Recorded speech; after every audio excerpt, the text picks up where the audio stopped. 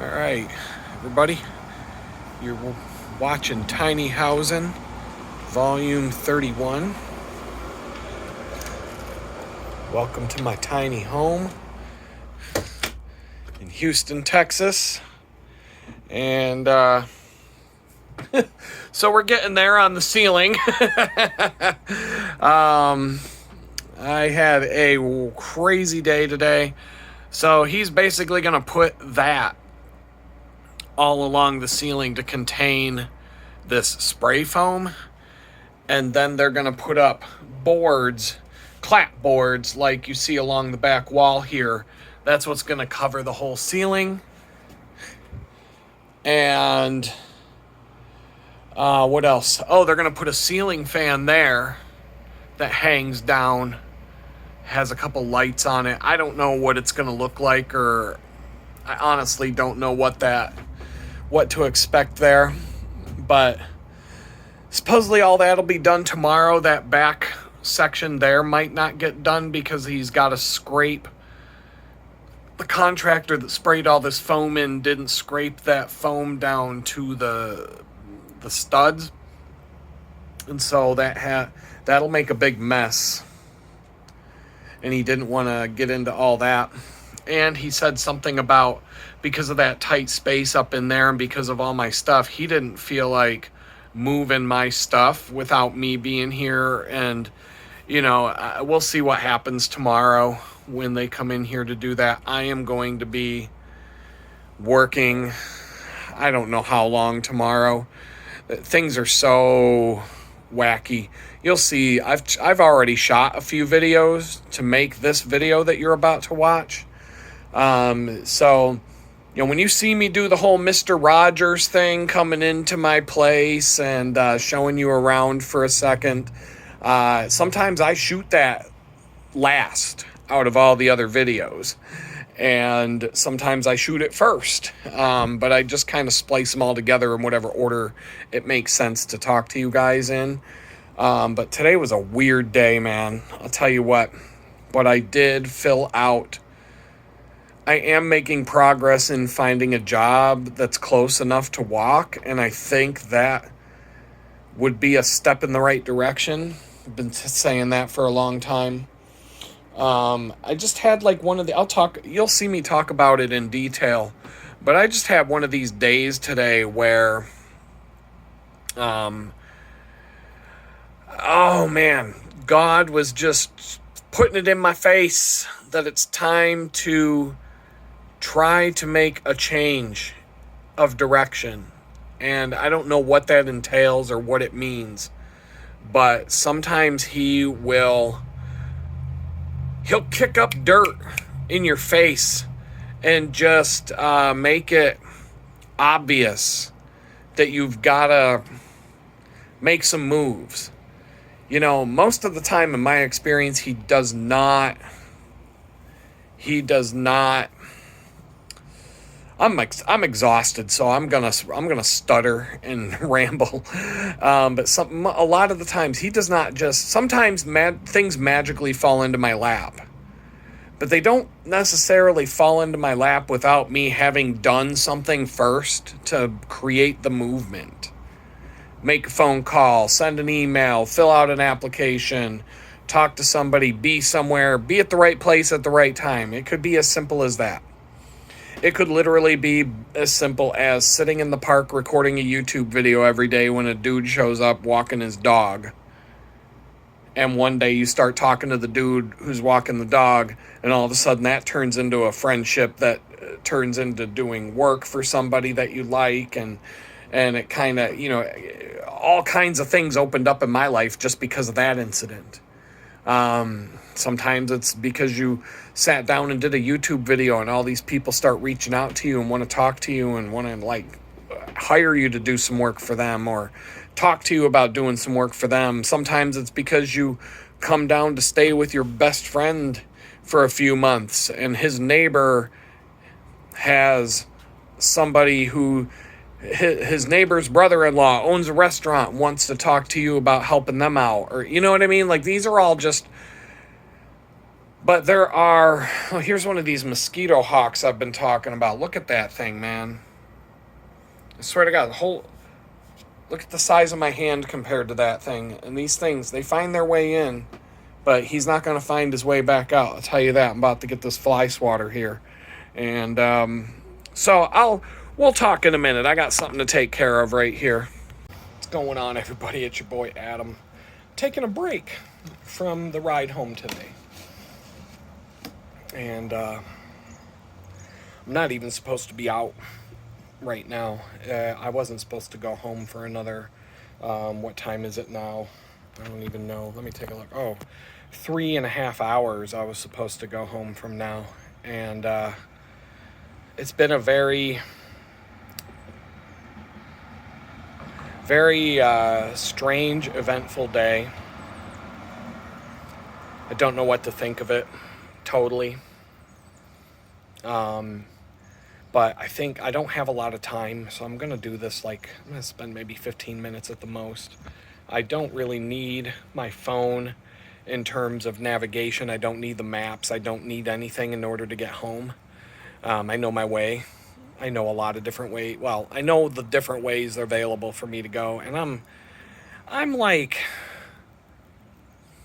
not halfway home yet, but I'm at a good place to stop and chill. There's a bench, a little parklet. I'm not even riding the roads right now. I'm taking the Woodlands bike paths just so that I can have some quiet time, chill. It's a little bit away from the streets. It parallels with all the roads and streets that go through the Woodlands, but it's off to the side, and it kind of winds through some trees, and it's a little bit more peaceful, and that's what I needed. It's slower. It's not as fast as just getting on the road and jamming. But today started out good. Last night before I went to bed, I had everything packed, ready to go. I had my backpack ready, my shoes, everything nice and neat. I woke up on time at 5. I don't have to leave until 6:30, but everything was ready to go. The bicycle was ready to go. All I had to do was grab water bottles out of the fridge, get dressed, put on a helmet and shoes, and go. 65, it was supposed to be 65 degrees. I'm sure it was over 70 when I left. Beautiful weather, warm. It was a really nice ride into work, tailwind the whole way into work. This is also part of the reason why I'm taking my time going home, because now I'm in a headwind. And it's a bit breezy. It's not crazy, but I'm in no hurry. And the reason why, I think today was one of these instances where God, when he wants you to change direction, when he wants you to do something different, he will nudge you along. He will give you signs and wonders, and he will just kind of poke and prod at you, and he'll give you signs that it's time to. I don't even know where I'm supposed to go. I don't know what I'm supposed to do. I don't know what the next move is. He's just telling me it's coming. I've got you, but get ready for some changes. When I was at the homeless shelter, I didn't have any hard feelings. There were things I didn't like. You're not supposed to be comfortable in a homeless shelter. You're supposed to want to get out of there. But there were a lot of things that were really getting under my skin, and it was just starting to grind, and there was just a certain vibe about things, and just a certain level of the universe. It was just, things were aligning to tell me it's time for a change, and it's, however it comes, it comes. Same thing when I was at my friend's house. I don't have any negative feelings towards my friend or his family. None at all. I'm nothing but grateful for being able to stay there. But it definitely was time to go. It was time to find my own place. God was telling me this. That my friends, if you had company, a guest, especially, it's one thing if it's your best friend since you were in high school. But if if it's your husband's best friend since he was in high school and you don't really know him, and he's in your house and he's, you know, living there, how long do you want to have that situation in your house before you want your house back, right? And that's not a bad thing. Like, that is not, like, this isn't me complaining at all about that.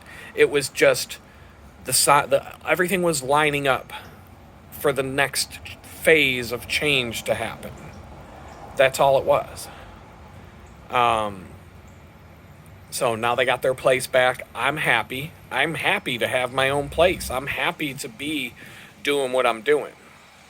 But today was like one of those, did you really make the right decision to come to Houston? Is this really what God wanted you to do? Like, there was some doubt creeping in today. I'm having a beautiful bike ride into work. I'm having no issues, no problems. I'm coming through the Woodlands, suburbs, the uppity, snobby suburbs, and I'm waiting at a red light. I get the green arrow to make a left-hand turn. I make the turn. We're going down the road. All of a sudden, this guy comes barreling down the road, pulls up right next to me, starts, like, swerves into me, comes in like 3 inches from my shoulder. And he's like trying to run me off the road, and he's going my speed. And then he rolls the window down, and he starts screaming and yelling at me out the window, and I really didn't even catch what he was saying. I'm just like, what the fuck is going on here? And the only thing I heard him say was, what am I supposed to do when you're in the road? When you're riding your bicycle in the road, what am I supposed to do? And I look at him, and I'm like, maybe, slow down and drive 3 inches from the guy on the bicycle, try to run him off the road while you roll down your window and scream and yell and act like a fucking douchebag so that all the people behind you can't get to work today. And now that you're doing that, what else do you want to do? I don't know. Like, what are you supposed to do? I think, is that what you're supposed to do? Because that's what you're doing. Like, we're having this back and forth. And I'm not slowing down, but he didn't like that answer, so now he's pushing me off the road a little bit. I'm grabbing onto the door. He starts rolling up the window while my hand's on the door. And I'm like, all right, fuck this guy. And so he's like yelling at me. I'm trying to ignore him. I'm like, shut up, you fucking asshole. Like, I'm like really getting belligerent. He's getting belligerent. We get to the next red light, and I'm just like, I blast through the red light. And then I make a beeline for the Woodlands bicycle trail. I get on the bicycle trail, which parallels the road that we're on.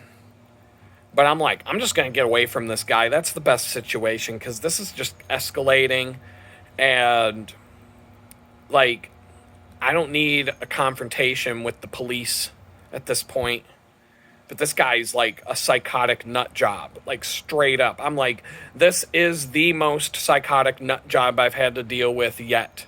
Riding on the roads in Houston. I've dealt with a lot of them. I have never seen more psychotic nut jobs than I see riding a bicycle in Houston. I've never seen anything like this. It's one of those things that makes me question, why did I come here? Is this like, what am I doing here?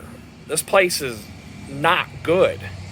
It's not leaving me a good impression about this place, but I'm trying not to judge Houston based on these things, because there's more to the picture than this one aspect of living here.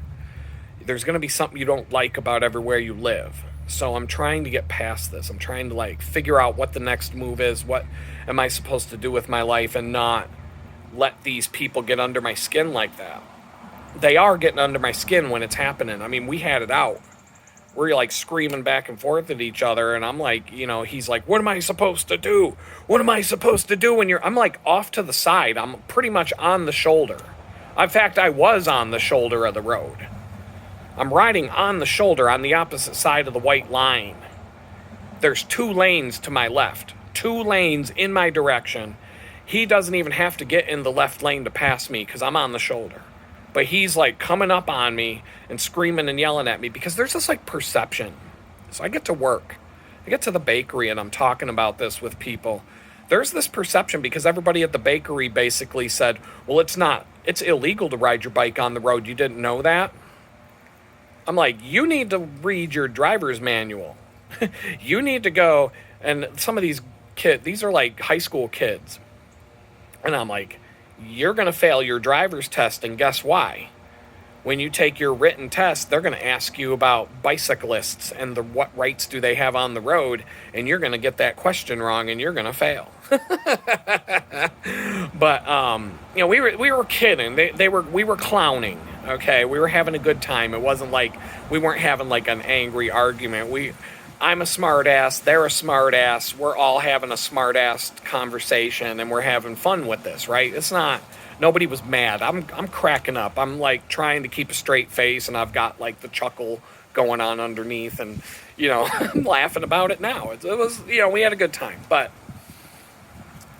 on top of that, there were things at the bakery today that were just like signs.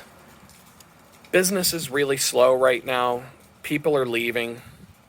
Like some people have put in their notice that they're leaving, but then there's all these other rumors about things that might happen. And I'm just like, I'm trying not to read too much into it because that'll drive you nuts. And, I will listen to what people are saying, but I will take it with a grain of salt at the same time because, everybody's got a different reason for the things that come out of their mouth and whatnot. But the business has been slow lately. And it's been, every time you think it's going to pick back up, it doesn't. And I would pretty much be willing to bet it's because the economy's bad right now. People don't have money to spend on fun things because everybody's struggling, trying to survive right now. I'm trying to survive right now. I wouldn't be going out buying frivolous things like that right now.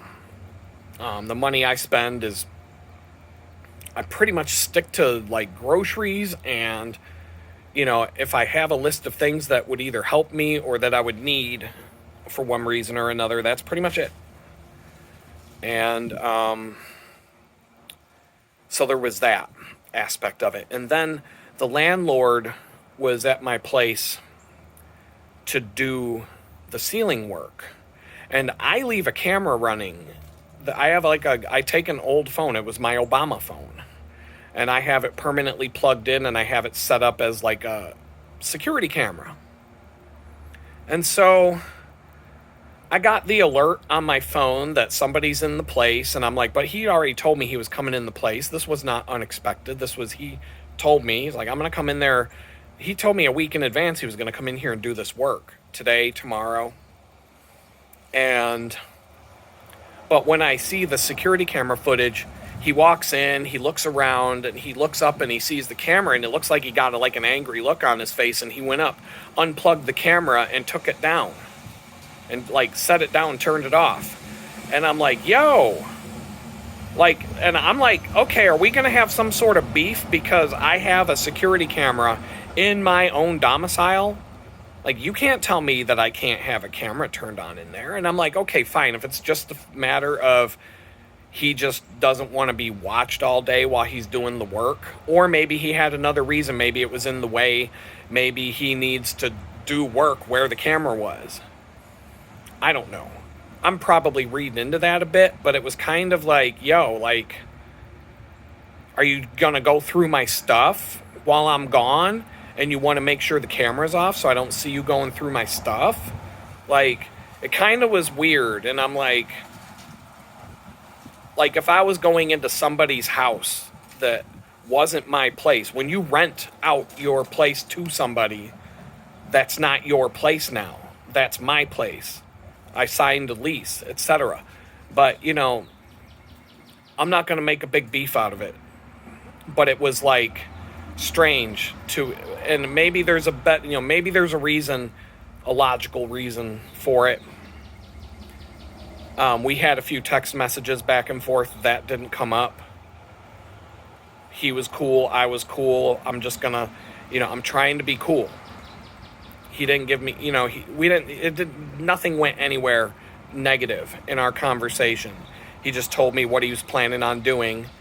and he was wondering when I'll be back because he doesn't know when he'll be done. And he's wondering if I'm going to be gone tomorrow because he wants to do more work tomorrow. I'm like, okay. And, it was no big deal. I'm not angry about it. I'm just a little bit like, because of the day I'm having. It's really more because of the day. I'm just having this weird day. And then we're at work. Business is slow. Business is very slow. And all of a sudden they're like, okay, everybody, you can go home. I was supposed to work from 8:30 to 4:30, 8 hours today. It was like 3.5 hours, you can go home. So I made like $40. I don't even know if I made $40 today to ride my bicycle 40 miles and work there today. But it wasn't just me. Everybody who was there, besides the shift leaders, everybody got sent home.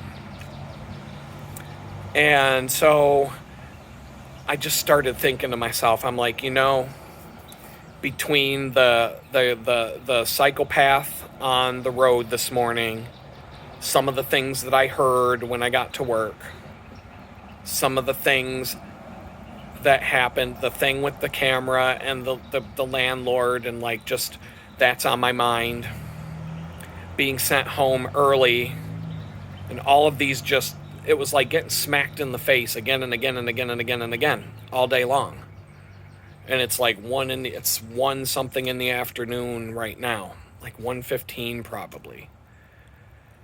And so I just decided I didn't even turn my music on yet. I'm in like cruise mode. I'm just in casual cruise mode, like I'm going for a bike ride with the Griswold family out on the bicycle path, and I'm kicking it. I'm taking my time. I'm just relaxing, chilling, trying to just decompress from it all. One positive thing is I had to go to the bank today. And I think the bank closes at 5. Their website said 6, but their website and reality don't necessarily match up. The other day, Monday, I thought they were open till 6. I get there at 5:30 and they're closed. It says they close at 5. I don't know if Friday they have an extra hour or not, but I was like, if I'm leaving today at 4:30, by the time I get changed into my bike clothes, get on my bike and like book it to the bank, I might not get there before they close. And here's another truck with the big bullhorns on top. That's hilarious. I didn't have time to take a video of it, or I would have. But anyway, so getting out of work early today was a little bit of a blessing because I was able to take my time. I went over to the bank, did what I had to do.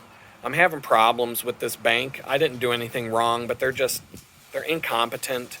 It's not a good bank. Every single thing about this bank is a hassle.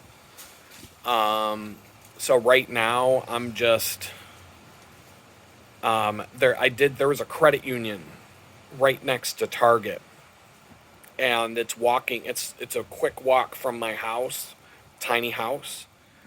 And I'm thinking about going over there this weekend and just writing a small personal check for a couple $100, dropping it into that account.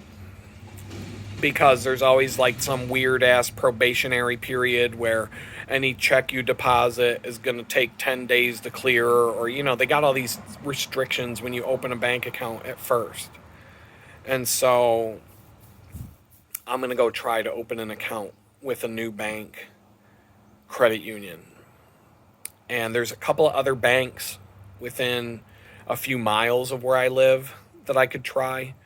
But I think I kind of looked at what was out there, and I'm like, a credit union might be a little more chill than a bank. It might be a complete mess. I don't know.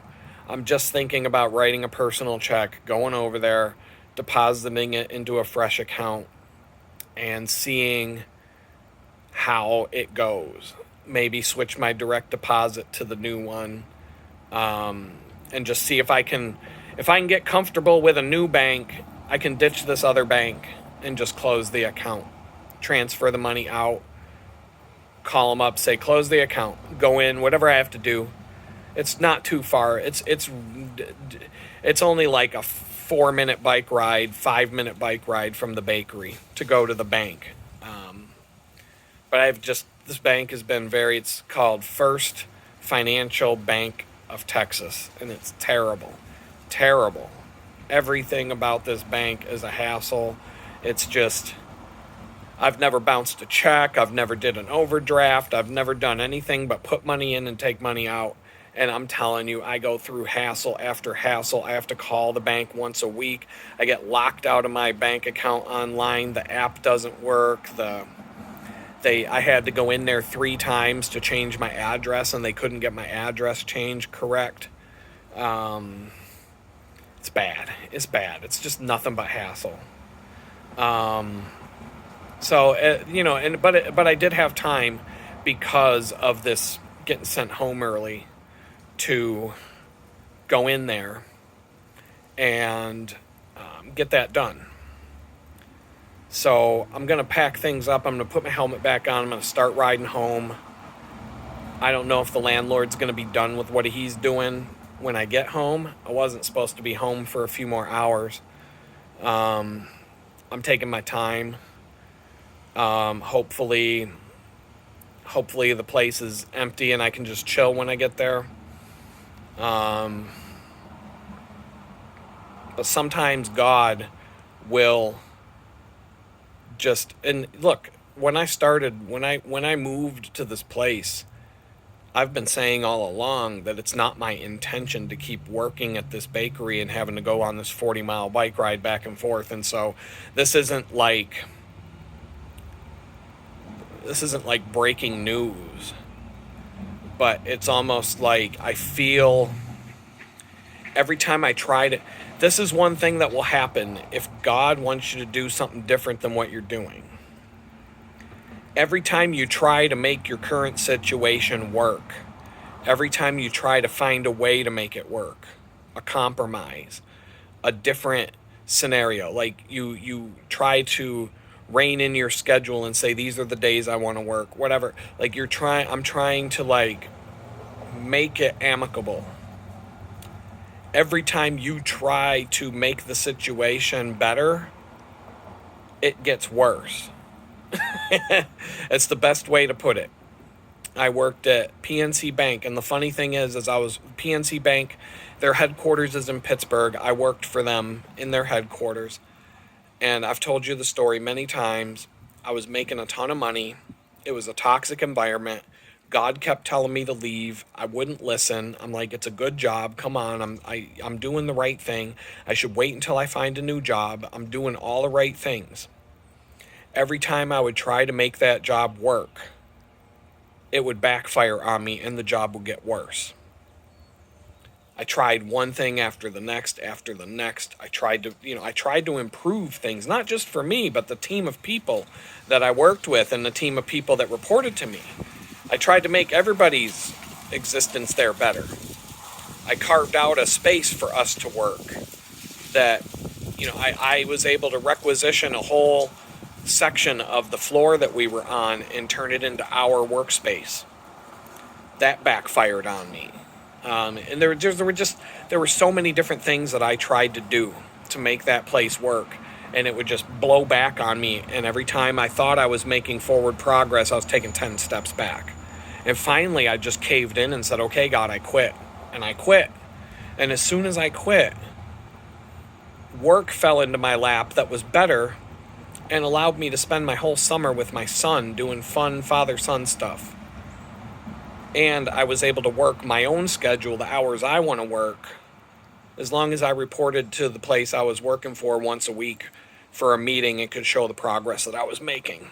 And when I was working, I might be on instant messenger or whatever tools that we were communicating with to, hey, why don't you review this code I submitted and I did a pull request. Why don't you merge that and release it if you think it's worthy, and these kinds of things. But it all worked out.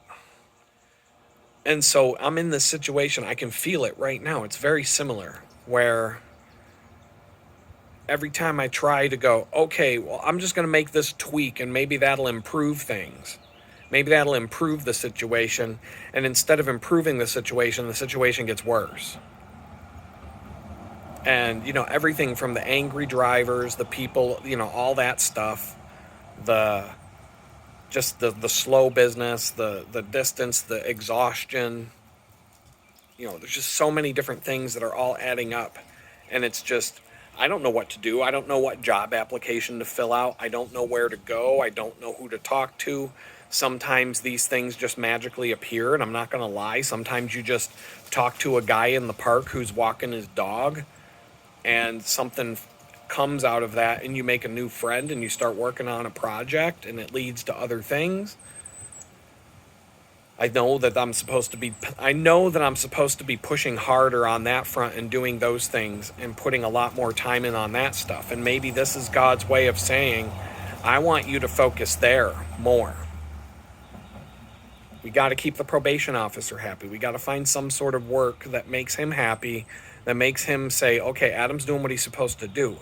But I also want you to do what I'm guiding you towards. You know what I mean? So I don't know exactly how this is supposed to work out, but it's like I have this.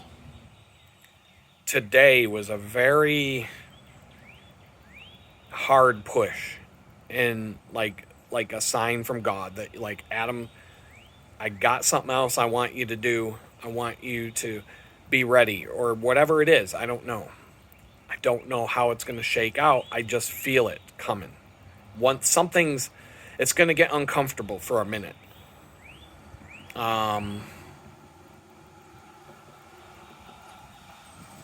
That's really all I can say. It's not fun to be like just trying to survive one day to the next. It really isn't a good way to live.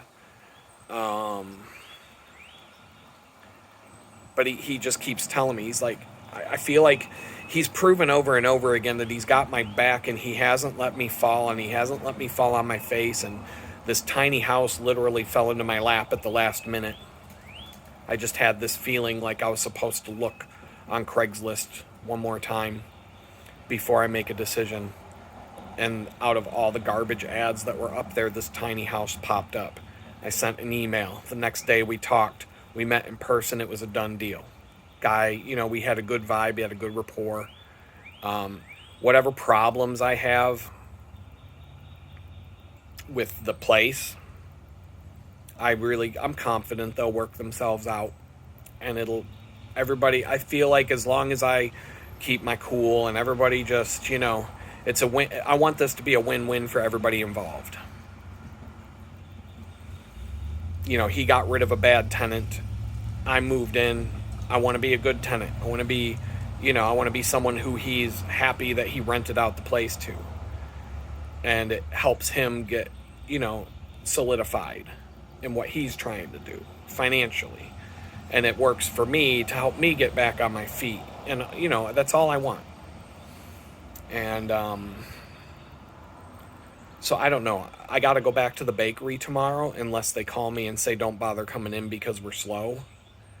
But I have a feeling they won't. It'll be more like I get there at 8:30. If things are completely dead and there's nothing going on and there's no business, they might just say at noon again, they might just say, Adam, go home. And like I said, it's not just me. They're doing that. We get our schedule on Sunday night now for the upcoming week, which starts Monday morning. So nobody even knows what your schedule is until Sunday night. And the work week starts Monday morning. So you can't plan anything for your week until Sunday night when you know when you're working.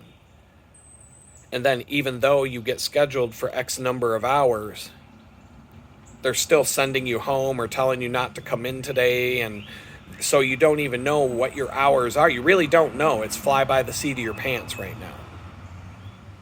And so nobody wants to live like that. It is what it is. It's served a purpose. It's helped me get groceries. It's helped me save up. That job helped me save to get a place to live. It helped me get my bicycles in order. I can't say any real negative stuff about it. But I just feel God pushing me. Like, poking me, saying, maybe he's just saying, keep your eyes open because an opportunity is going to pop up and I don't want you to miss it. It's the opportunity that I'm giving you.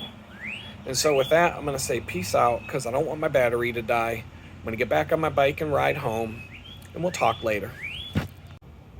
So when I got home, that's all that got done today. I don't know what happened, but I don't know what's going on. So hopefully some more of it gets done in the next couple of days. I don't know. I haven't talked to anybody since I got home. I'm just trying to decompress from the day's events. I'm just trying to chill out, man. I gotta shave this off. It's driving me crazy. After the shower gets fixed, after the hot water situation's fixed, it will be like I'll be clean shaven a lot more than I am now. You've seen me in a lot of these videos since I got home, from the first day on. I definitely don't like to shave every day. My neck breaks out and just starts bleeding all over the place when I do. I don't know why. This is something that's always been the case. So, but usually I shave more frequently than this. It's just burnout. It really is just burnout taking hold.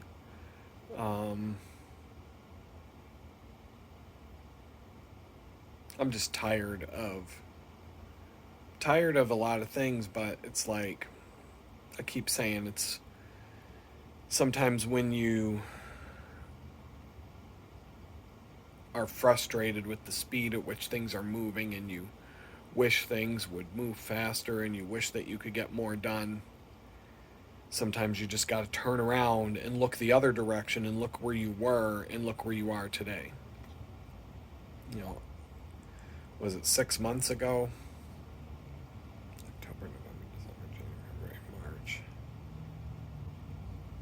6 months ago, I was just getting finished with being homeless. In fact,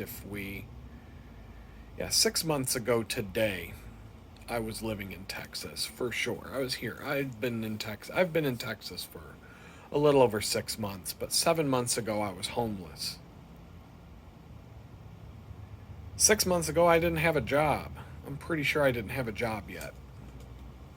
I had freelance jobs. I had work to do, but I didn't have like a job. I don't even think I met my probation officer yet 6 months ago as of today.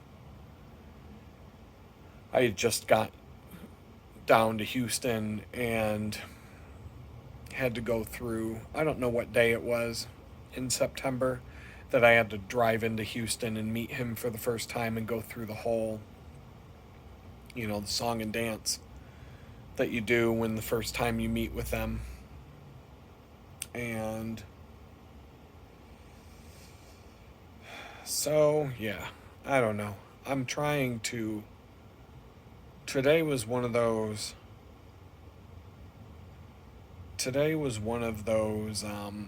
days that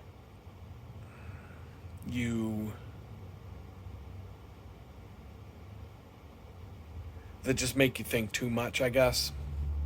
And I don't want to I don't know what the words are.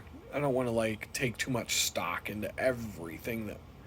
It was crazy. It started out so great. I thought today was going to be a good day. It just seemed like it was off to a really good start, and then it wasn't, and then it just went downhill from there. But I'm sitting at home. I'm in a chair. I made it. The bike ride home was peaceful. I went slow and low.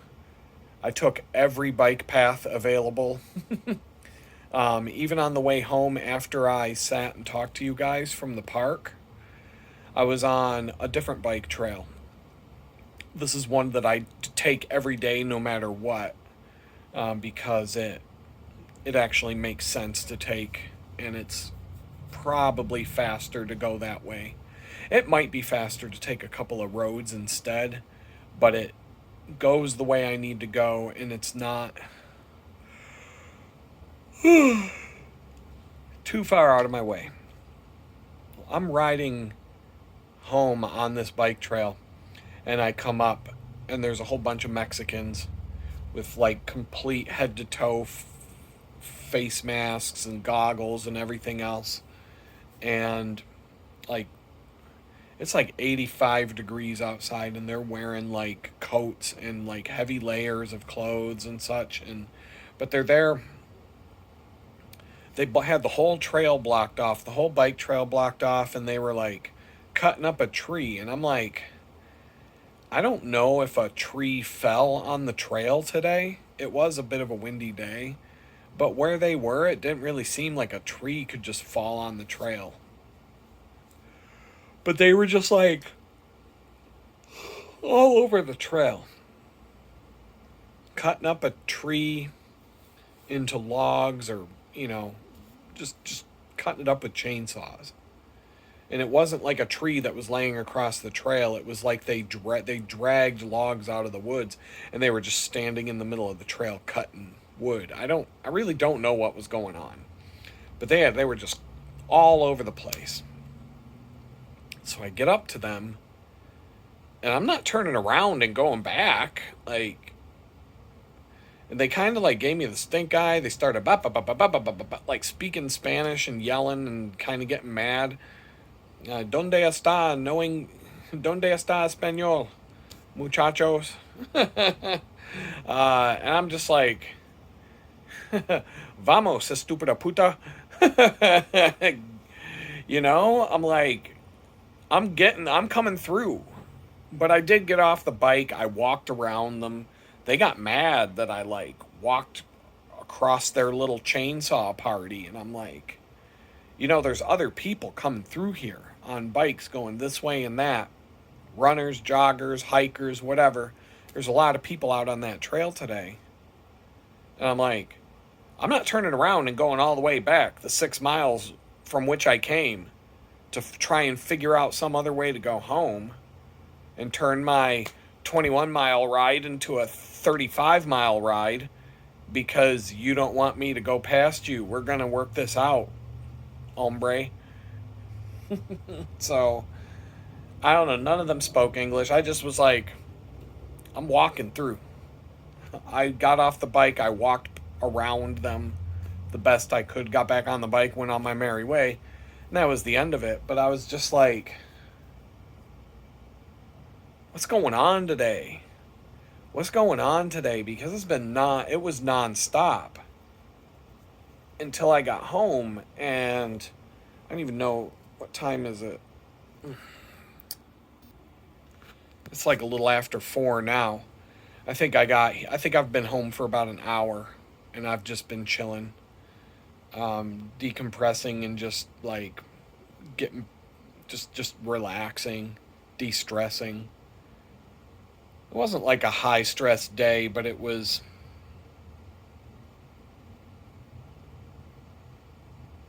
just, I don't know. You got to take these things one day at a time when there's a lot of crazy stuff going on.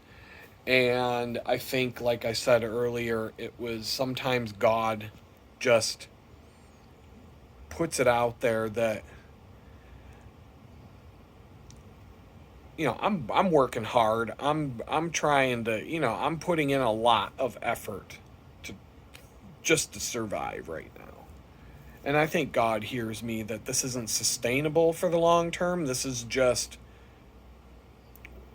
I don't really know what I'm supposed to do right now.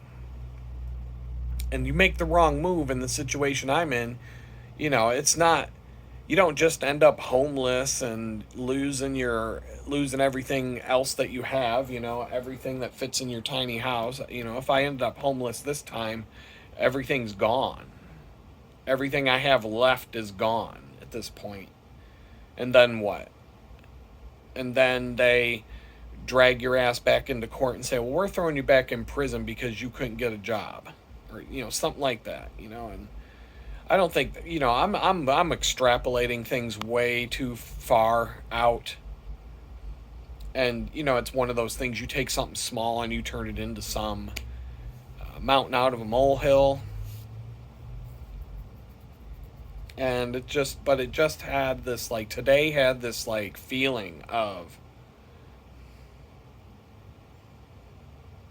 you need to move on to something else. And that's like, I'm like, duh. No kidding, I do. No kidding about that. Um, but what is that something else going to be, and how do I get there? That's what I need to pray about, what I need to ask God for help with. And sometimes, like, He just drops things right in front of you at the right time. I already talked about it in this video, but this tiny house, um, I basically needed, you know, I had to get out on my own. And there was the goal was February 1st. And I had been casually looking online at places, but I hadn't really gone and looked in person yet. Up until sometime in January. And at that, before that, it really didn't make sense to go in person. And there were, let's see, 1, 2, 3, 4. There were basically 4 different places in play. And there were a number of other apartments and some other places that I had made contact with the owner of. But we just kind of went back and forth a few times, and it was kind of like, if these other ones don't work out, I'll make an appointment. I'll keep these in my back pocket.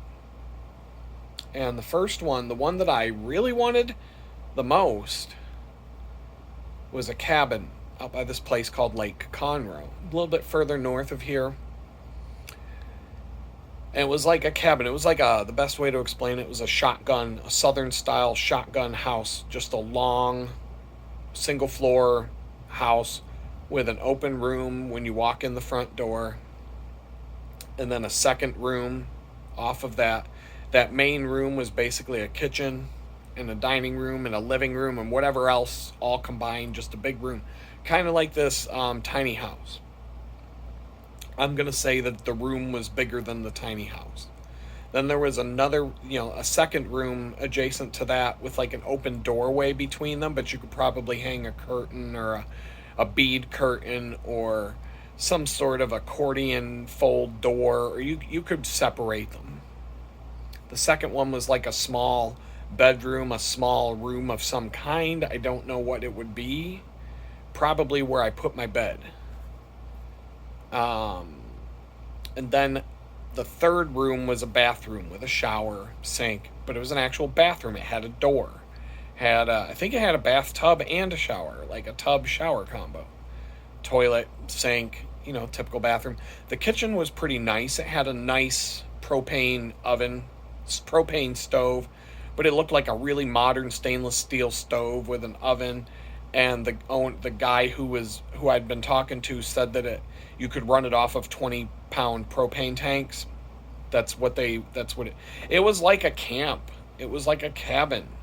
It almost had the feel of a cabin in the Allegheny National Forest in what I used to call the camp cities. There would be like a lot of people own cabins up in the National Forest, but it'll be clustered and right next to like 50 or 60 other cabins, all in like a loop, all next to each other, all on like a 1/4 acre of land. And I was looking for land up in the Allegheny National Forest, but the price skyrocketed and went ridiculous during the COVID scam. And I lived out in Amish country, and I had space, and I had quiet and peace and woods around my house and everything. And I kept saying, I don't want to buy one of these camp cabins in a camp city in the middle of the National Forest where I have 30 or 40 neighbors instead of 2. Like, I don't want to leave my house to go to my cabin in the woods where I've got 40 neighbors all crowded on top of each other. instead of 2 neighbors at home. If you live in Pittsburgh and you have a cabin up there in a camp city in the national forest, that might feel like you're going someplace secluded and peaceful and whatnot. But when you live in Amish country and that's your cabin in the woods, that's going to feel like you're going somewhere crowded. So, but it had that same feel. And I think it's a scam.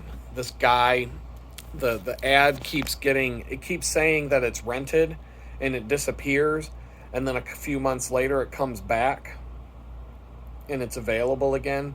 But when I tried to set up a time to go look at it, it was all set in stone. It was all good. And then like a couple hours before I was supposed to go look at it, the guy texts me and he says, he's like, well, the tenant that's living, he's a property manager for a real estate agency, and he's the property manager for that property. He handles this for the owner. I'm like, okay. And he says that the tenant who's currently living in there will be leaving at the end of January. He will not allow anybody inside the place to view it. And I'm like, well, if I can't go inside, I'm not coming up. And he's like, well, we can meet outside and you can see it from the outside. And I'm like, that's not going to do it. It's not happening. Like, there's nothing you can nothing you can say is going to make me come up there and look at this if we're not going inside. That's like a surefire, like that's a requirement that you have to see that whoever you're renting this place from has a key and they can go inside and they can show you the inside and they have an air of legitimacy that anybody can meet. I could put up an ad for this place on Facebook and say, yeah, just meet me outside. We'll sit outside and we'll take a look at it, and we'll look at it from the outside and then just you can bring cash if you want. Right? In fact, I would prefer it if you brought cash for the down payment. Just bring $1,800 cash with you, and I'll give you I'll have a lease written out on a paper towel, and you can sign it with a Crayola crayon, and I'll take the $1,800, and yeah, I'll get you that key right away. I won't have it that day, but we'll get right on that. So no, we're not doing that. So that was number one. There was another place. It would have been a 10-mile bicycle ride to the bakery. Would have been a quieter neighborhood than where I'm at now. But it was an 80-foot double-wide trailer. I wish that the ad was still up on Facebook. I might edit it into a video. I might have some screenshots. I don't know. This place was huge, but it was an absolute dump. I mean, falling apart. Holy cow level dump. Such a dump that I thought that when they turned on the utilities were turned off. I would have had to turn on the water and the electric and get that all done myself, which was another drawback. I didn't have a lot of time to get moved. I'm down to like my last week. I've got to find a place.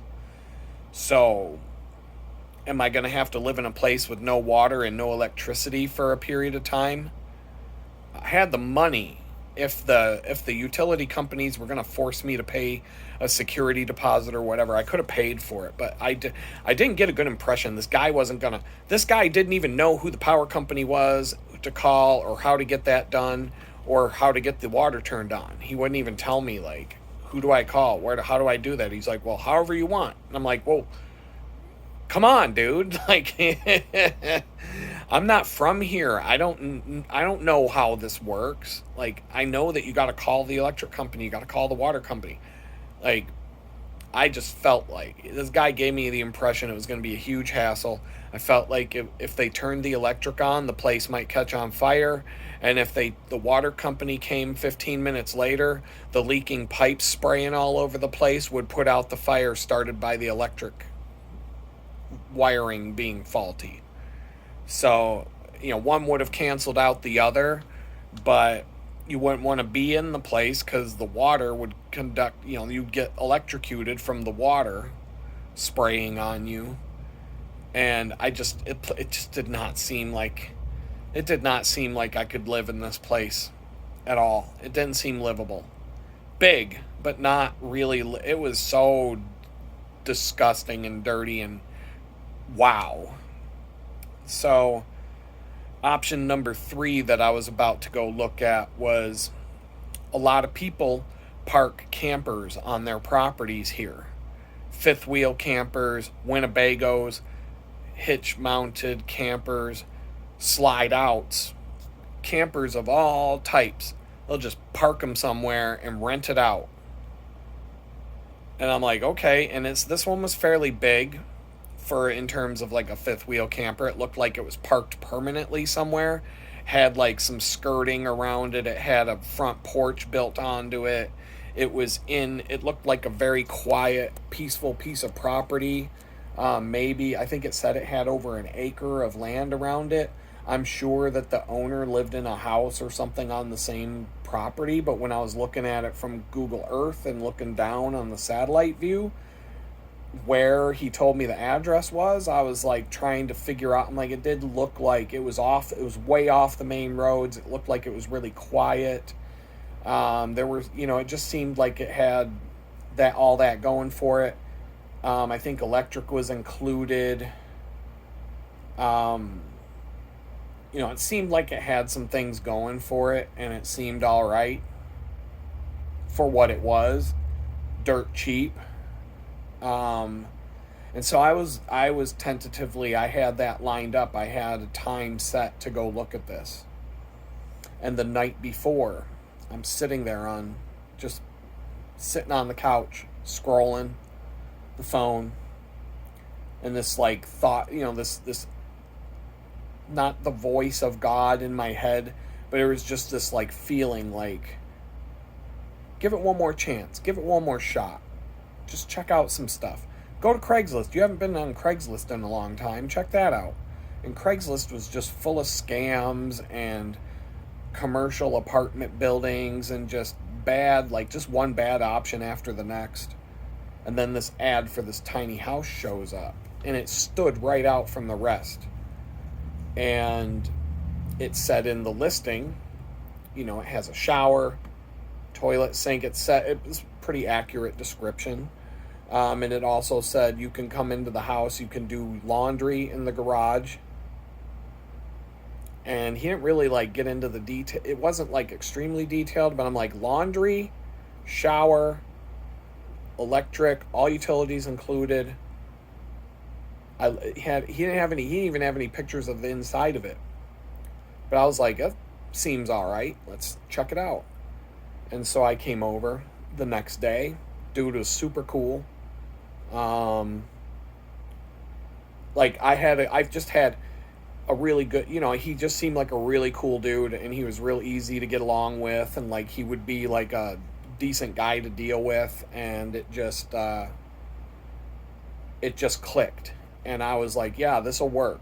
I'm like, can we do this right now? I want to just sign. I just want to like, the only thing that he wouldn't take cash, and I was fine with that because I wanted a paper trail myself. So I was like, I got cash on me. He was like, I'd rather have a money order. I'm like, I'd rather write you a check or give you a money order. So there's documentation. And so we agreed on that. We agreed that I would come back on Sunday, the next day, which was Sunday. And it was a done deal.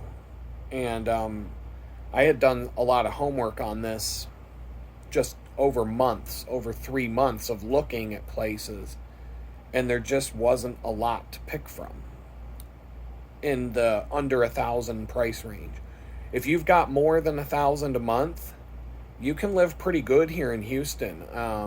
There's a lot of options. If you can afford $1,500 a month, you can live really good here. You can get a mobile home that's big, that's nice looking on land. You can get a decent apartment. You can live in a neighborhood that's not you know, you can live in a neighborhood where you don't have a spray painted house number on the side of your house with particle board windows and bars over the particle board windows. Um, you can live pretty decent here for that much. It's pretty affordable overall. I mean, in general. I mean, I've seen, if I had more mobility, if I had a car, if I had a vehicle to get around, I could definitely have explored more options. Um,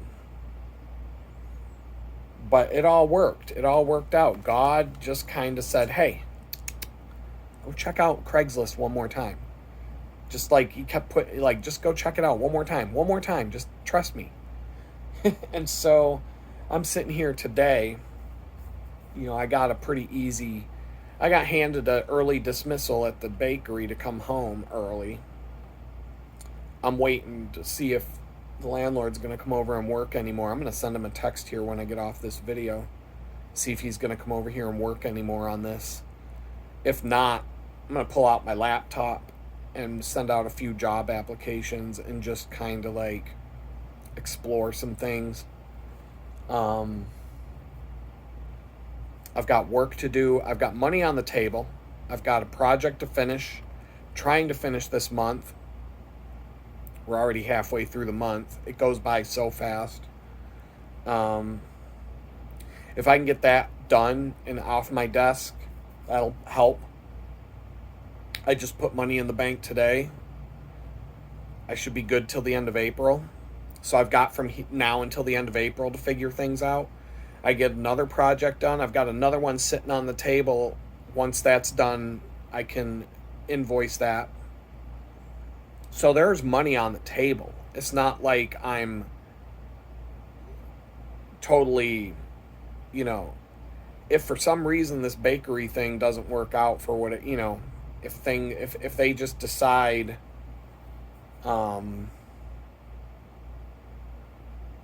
if they just decide business is slow and we're going to call the herd or whatever, I should be okay. Should be okay. At least for a month.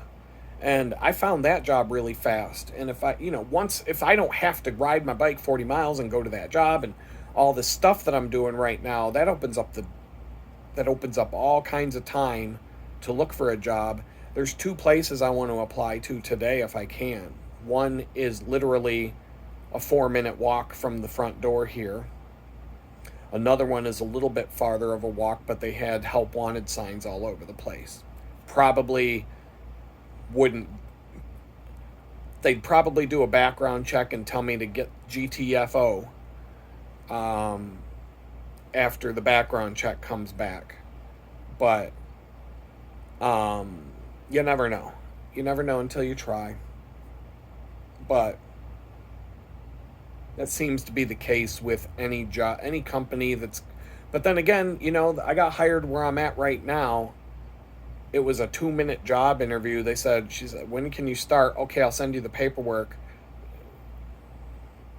That's it. It was that quick. That's kind of how the owner of that place is. I've seen a lot of people come in like that, and she gives people a chance, and it's the kind of place where it's high, it's a job with a high turnover, and so she's got enough people there to handle that kind of stuff. It's like I have respect for the people, for the owner, for what they've done, what they've gone through to open this business. I've heard all the stories. I have a lot of respect for that. The fact that she comes in and she does all the work. She's not an owner. She's trying to be an owner that kind of stays home and lets the manager and lets the business run itself. But she didn't start. She put in blood, sweat, and tears on that one to get to that point. And I've heard all the stories. I know a lot about, there's a lot of stuff I don't know, but I've heard enough to know that, I can respect someone who did that. And so, but yeah, things right now are just kind of weird.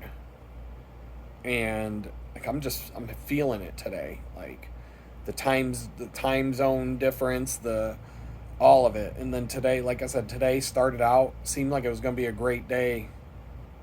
By the time lunch came around, I was already just in a daze from everything. And I'm trying not to be fearful. I think I'll do one more video segment for this one when I get done just sitting here being in my daze in this haze that I'm in right now.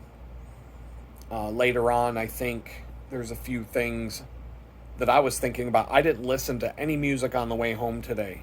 It was like that. I took the slowest, tranquility filled bike paths and roads that I could take to get from here to there. I went slow. I didn't care about my speed. I didn't even have my speedometer clipped in, so I wasn't even looking. I had my phone turned off. The screen was black. It was there if I needed to click it on to see something like a map. Like there was one time where I was like, where am I? Like, how far am I from where because I was on a bike trail and I wanted to know where I was in relation to the road and how much more of the bike trail I could stay on before I got to get off and take this turn that was coming up. And so I did, I turned on the phone and opened up Google Maps. And it's just like driving in a car. This phone mount on that bicycle is great. The handlebar phone mount. It's one of the best things I've bought for that bicycle ever. It came loose once and I was able to tighten it right back up because I had the tool with me. But it's a freaking solid mount and it works great, and the phone is stable, and you can sit there and navigate with Google Maps while you're riding your bike, just as if you were driving a car and it's mounted on your dashboard. You can use the touch screen, zoom in and out, do all the stuff. And so I did that for a minute. But other than that, one time, the phone was turned off, the screen was turned off. It was still getting my GPS for my Strava recording. And there was no music. I had the speakers mounted and I never listened to music on the way home today. It was just me and God having a little hour and a half long chat. And some things came out of that I think I could share.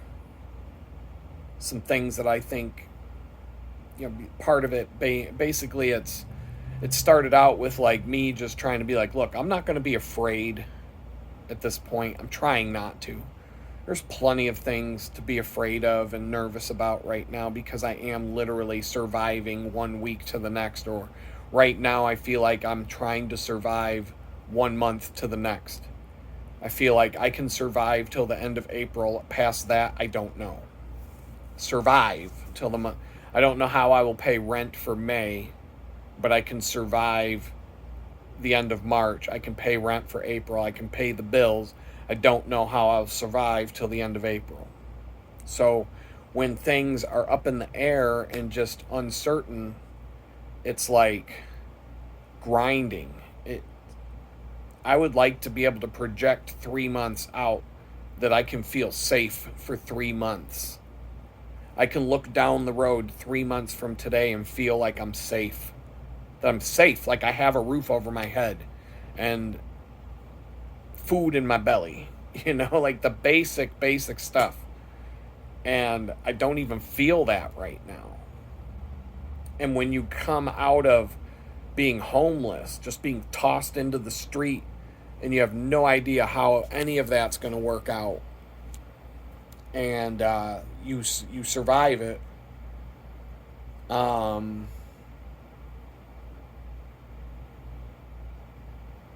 you don't want to go back. So, but yeah, I'll add to this video. Maybe not. I don't know. We'll see what happens. I do have to figure some things out and do some things since I have the opportunity and I have some extra time I wasn't supposed to have. So I'll talk to you in a bit. Maybe I'll have less hair on my face next time you see me. Later. All right, so I lied. I didn't shave yet. I'm going to, though, when I get off of here. So I was on my way home. This is before and after the video segment from the park today. where I was taking my bicycle break. And like I said, I rode all the way home in silence. And I probably should have wrote a few notes before I start saying this. In fact, I'm going to. I'll be right back. All right, what's up? I took my notes because there's a few things. This was the conversation I had with God today. As I was riding my bicycle down the bicycle paths through the woodlands. There was one stretch of road that I had to take, got back on the quiet cul-de-sac neighborhoods, back onto another bike path. Then there's another bike path from there that follows another road. Then I had to get off of that bike path and then ride. But by the time I got off that bike path, it was 4 miles to the house. So I can ride bicycle paths. If it's a 21-mile ride, I can pretty much ride bicycle paths for, let's see, I think that's 2 miles there. Let's call that 4 miles there, 3 miles. So there's 5 miles, 6, 7, 8, 9. 9. So I could say like 9 out of the 21 miles are pretty much forced to be on the road. The rest of it, I could ride bicycle paths. I don't do that usually because the bicycle paths are much slower, speed-wise, twisty and turny, and it's not anywhere close to the same speed and efficiency as taking the roads.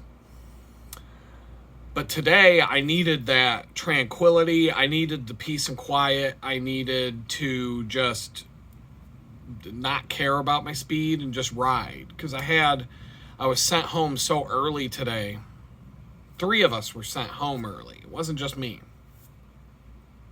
And it was I just needed that time. I didn't turn on I didn't turn on the music at all. I got to come up with some new playlists. I'm getting bored with the same things over and over. But aside from that, I needed to have that talk. And so, I was starting to have this, in the Bible, book of Jeremiah, chapter 29, verse 11 says, "For I know the plans I have for you, declares the Lord. Plans to prosper you and not to harm you. Plans to give you a hope and a future." And so there was a point in time today where I started going down that path of, I don't know if I made a mistake coming to Houston. That's the premise. There was doubt creeping in. Because of it was just a day like that. There were a number of times today when even when I was at the bakery, I'd be thinking about something and I'd just be like,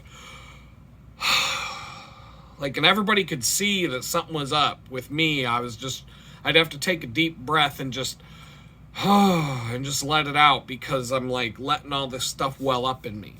And I didn't talk about it too much. I talked about the encounter with the dingbat psychopath on the road through the woodlands. But I didn't talk about everything. Not, I don't. But there was doubt a little bit today, especially on the way home, and this has happened more than once since I've been in Texas, and including today, and I don't beat myself up too much over that because it happens. This is going to happen. This is a natural thing that's going to happen, especially after you've been through some crazy ass trauma like I went through over the last year or more, all this trauma going back to 2022. And so I read that, I was trying to remember that statement from Jeremiah. That's why I had to stop and take some notes, because I couldn't remember it. I couldn't even remember it when I was talking to God, but I pretty much got it. For I know the plans I have for you, declares the Lord. I remember that part.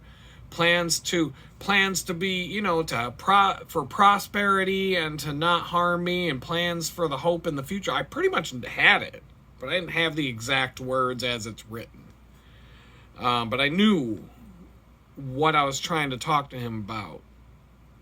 But I'm having this doubt, right? And But I also said, I was talking to God. I'm like, sometimes the reason why I have doubts, why we all have doubts, sometimes is because we watch people fall flat on their face. And sometimes good people fall. Sometimes good people suffer for no reason at all. People who follow God, people who are favored by God. In the Bible, in the world, we see it all the time. Sometimes people who pray all the time, they suffer really bad. Sometimes they suffer because of it. And so when you hear that statement, for the plans I have for you, declares the Lord, plans to prosper you and not to harm you. Well, hello, there's a lot of people who are not prospering and who are being harmed, who pray to you every day and follow you and believe in you with all their heart. So that trips me up from time to time, and that causes us to have doubt because we see it. We see the suffering. We see the bad things going on around us. And so it's like, it's not a guarantee. Like, I don't walk around going, just because I'm not one of these, not everybody gets to be Pastor Joel Osteen in the giant mega church down in Houston, that holds like 40,000 people and, who says a prayer and millions of dollars come raining out of the sky in a private jet in a TV show where millions of people are watching after the Sunday morning infomercial of the Flowbee haircut machine and the jerk weight that the women use to get their arms nice and strong, that infomercial. Sometimes God's chosen people suffer, and they suffer badly. And so that also leads me to the, why the question that everybody asks, especially people who don't believe in God. If you talk to somebody who doesn't, if you're a Christian and you talk to somebody who's not a Christian, this is like the number one question they're going to ask you. Why would a God who loves us so much allow us to suffer, allow people to suffer? Why would a God who loves his children so much allow innocent children to suffer? Why would a guy who loves us so much allow innocent kids to get flown off to Jeffrey Epstein Island to get raped by a bunch of celebrities and politicians? If he loves us so much, why would he allow that to happen? And so I don't even know. I cannot tell you the answer to that question because I don't understand all of this myself completely. I don't. I wrestle with this stuff all the time, and so do a lot of us. But how do I answer this? God wants us to ask these questions. He wants us to understand his ways.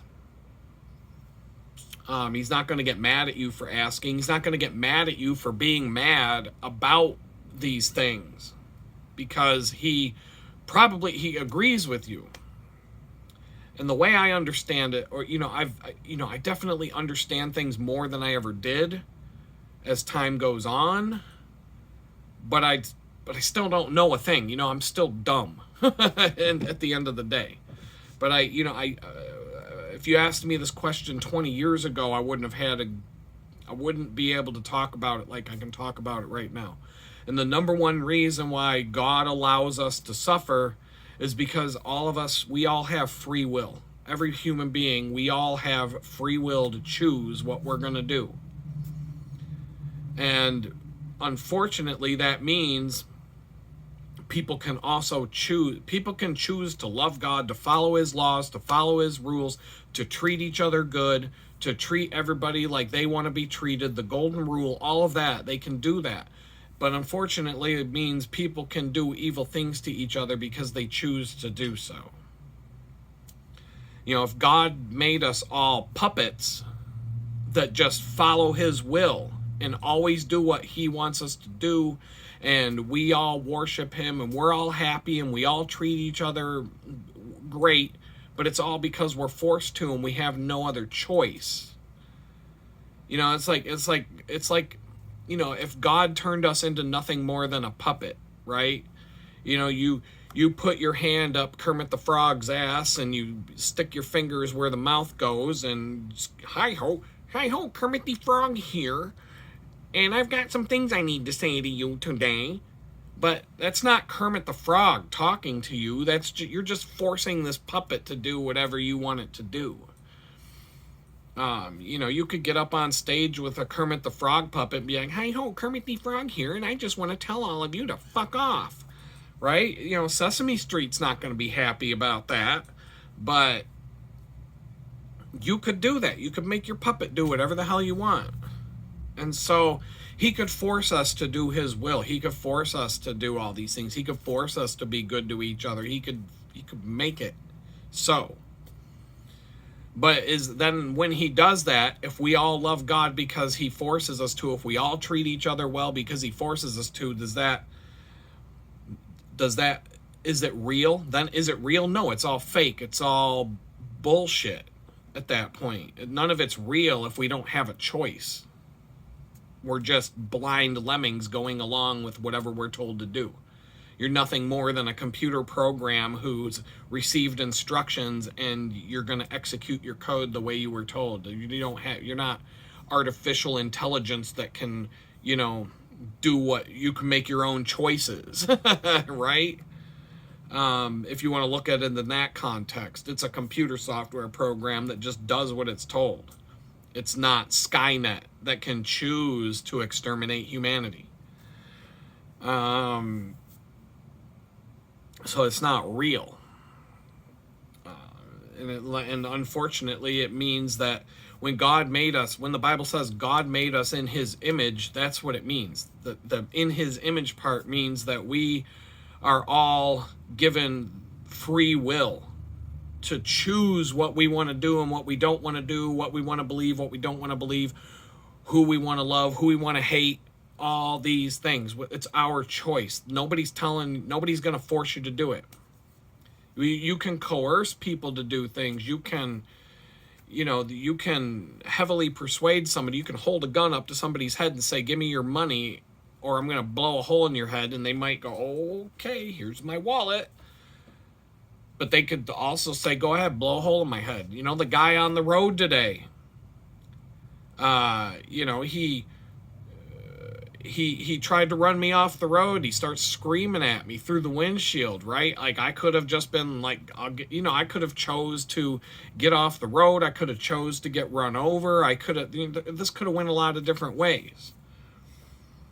So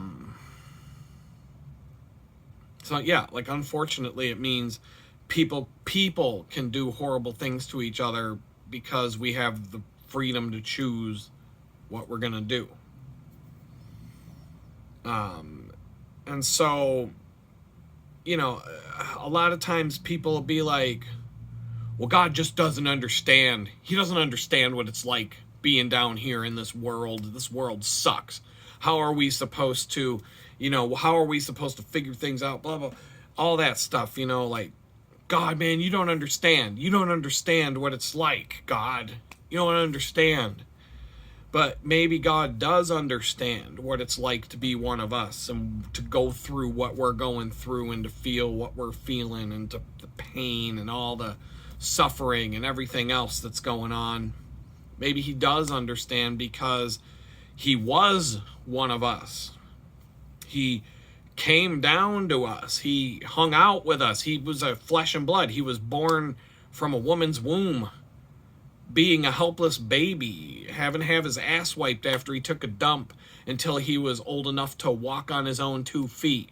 And he still had like a mom and a dad. Well, it was kind of like a stepdad and a mom. His real mom and his stepdad had to raise him.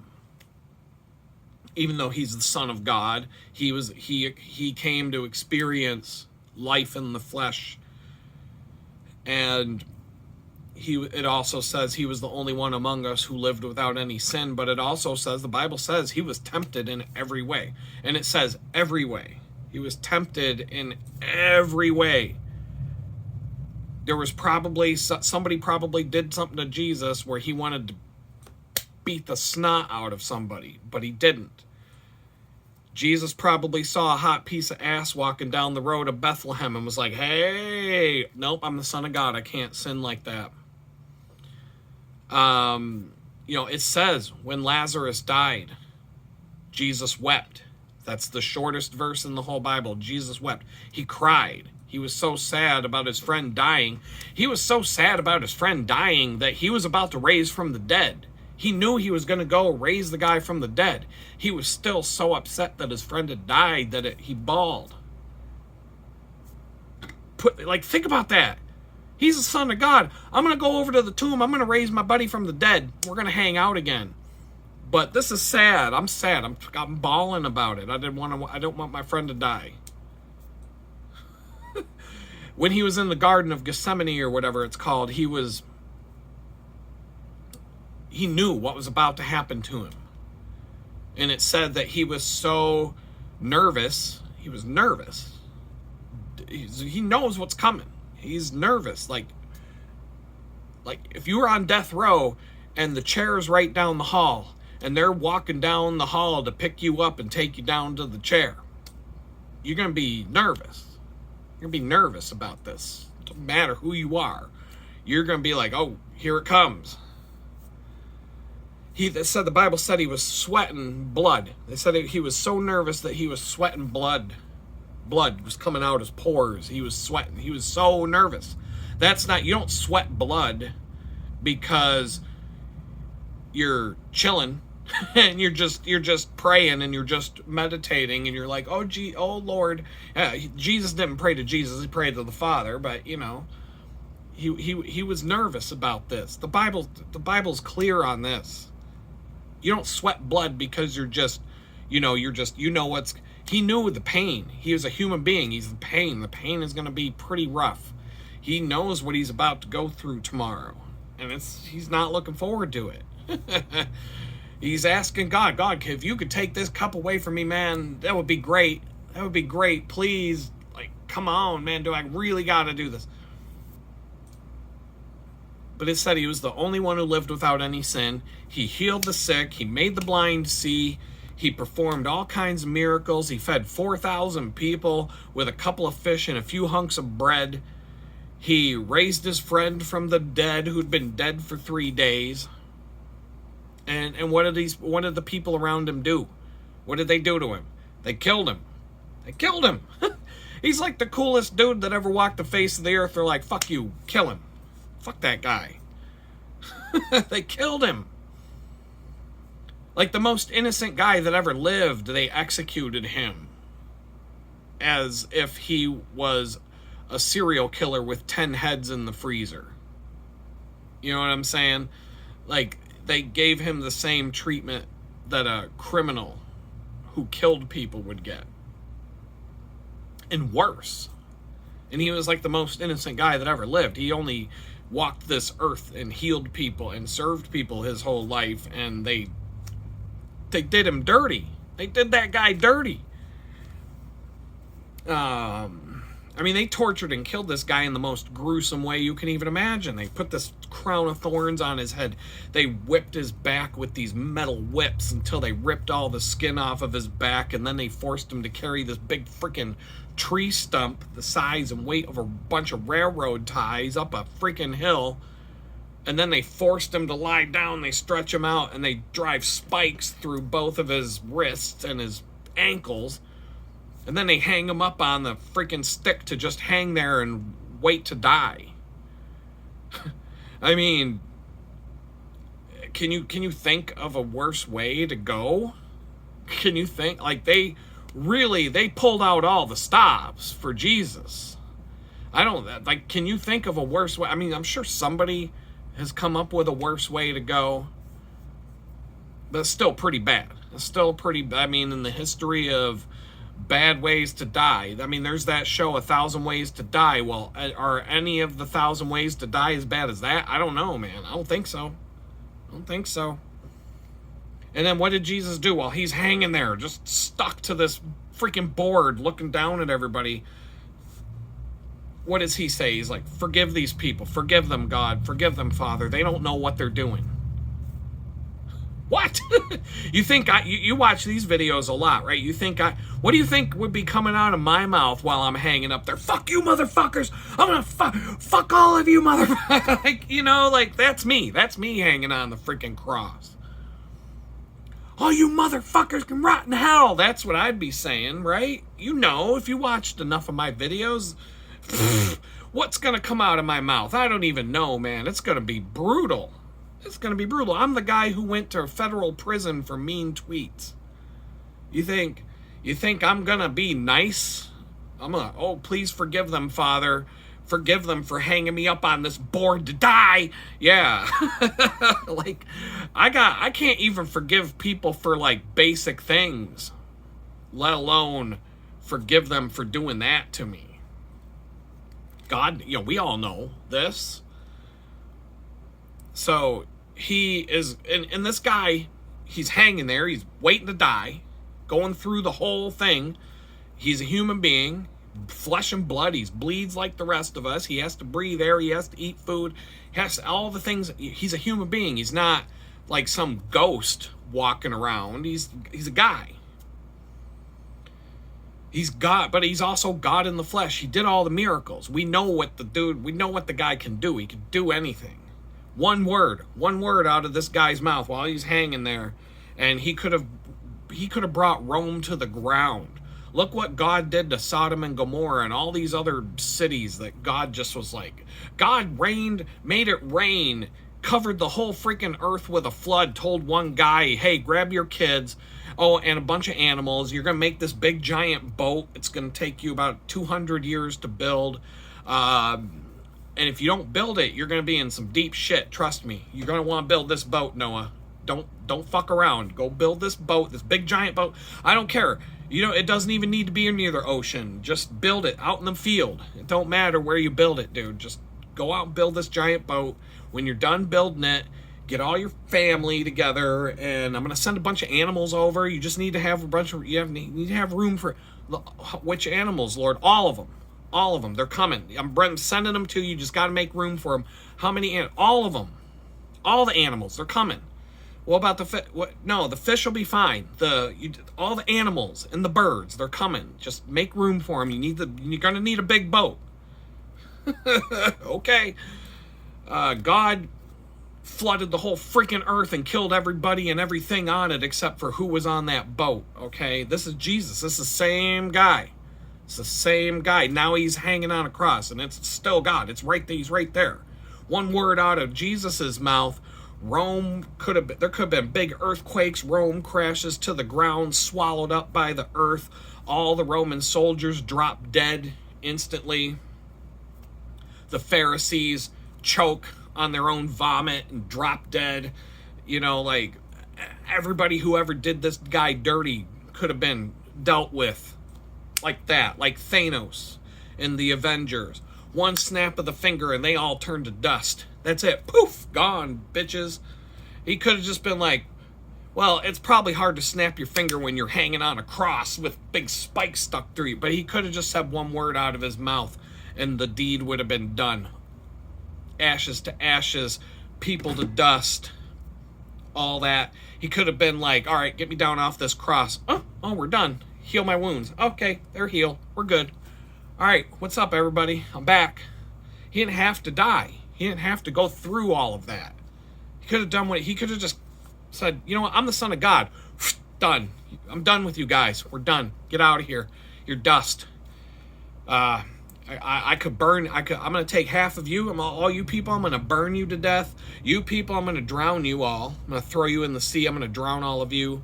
I'm just going to throw you all up in the air about, I don't know, a couple 100 feet and just watch you all fall down on the ground like rain. He could have done anything. I'm going to be like, I'm going to play Darth Vader with you guys. Here's a bunch of rocks, a bunch of boulders. I'm going to throw them at you. He could have wiped out. He could have killed everybody that ever fucked with him. All in like that. But instead, what did he do? He forgives them. He forgives them. I'm the Son of God. You stuck me up on this board. All I ever did was heal you and feed all of you. All you hungry people, I had 2 fish and a loaf of bread, and I fed 4,000 of you. I raised my buddy over here from the dead after he was dead for 3 days. You couldn't even see last week. You people couldn't even walk. You're a leper. You're not a leper anymore, are you? And we go on and on and on. He did all this stuff. And all you gave me was 2 nails in my wrists and a spike through my leg and hung me up on this thing to die. What if that was me? What if I did all that for all these people and that's what they did to me? You think I'd be happy about it? No, but this is Jesus. This is God. He's illustrating who he is to us. He forgave them. He forgave these people. They did this guy so dirty. And then here I am, pissed off about all the people who have ever done me dirty. People who I know, people who've personally done me dirty. And then even complete strangers like the Democrats. I hate the Democrats, blah, blah, blah. I get in on that rant. How many times have I said that on this channel, right? I'm like, okay, maybe I don't hate you all, okay? But I'm not a fan. I'm not a fan of the Democrats anymore. I never was, but I'm definitely not now. But if Jesus can forgive the people who did that to him, maybe I should be able to chill out and forgive the people who did me dirty, because they weren't sticking spikes in my wrist, and they weren't cut, whatever, man. He forgives you for anything you did. The only thing he asks in return, first of all, you're forgiven. You're forgiven. All you got to do is ask him. It's done. You just say, I believe in you. I believe you're the Son of God. I believe that you came here to forgive us. I don't understand all of this stuff. I don't. I'm not that smart. In fact, I don't know anybody who really does fully understand it. Even if you went to seminary college and got your Jesus degree from Bible University or whatever, none of us know a damn thing, really. But I know we're forgiven. I know that. But he does ask that, you repent of whatever it is that you did. That's important. That you can't just keep going. You just can't be like, okay, Jesus, you said you forgive me. All right, now I'm going to go. Okay, you can't come back from Jeffrey Epstein Island after you raped a bunch of kids and be like, okay, Jesus, you said you'd forgive me for that, so I'm going to take you up on that, and so thanks, I'm forgiven now. Woo! And then you get back on the private jet and fly back to Epstein Island and rape 10 more kids. It don't work like that. You don't get to do that. You don't get like a free pass and then you get to go back. I guess you could go back, rape 10 more kids, and then come back and be like, oh, I'm so sorry, Jesus. But he knows you don't mean it.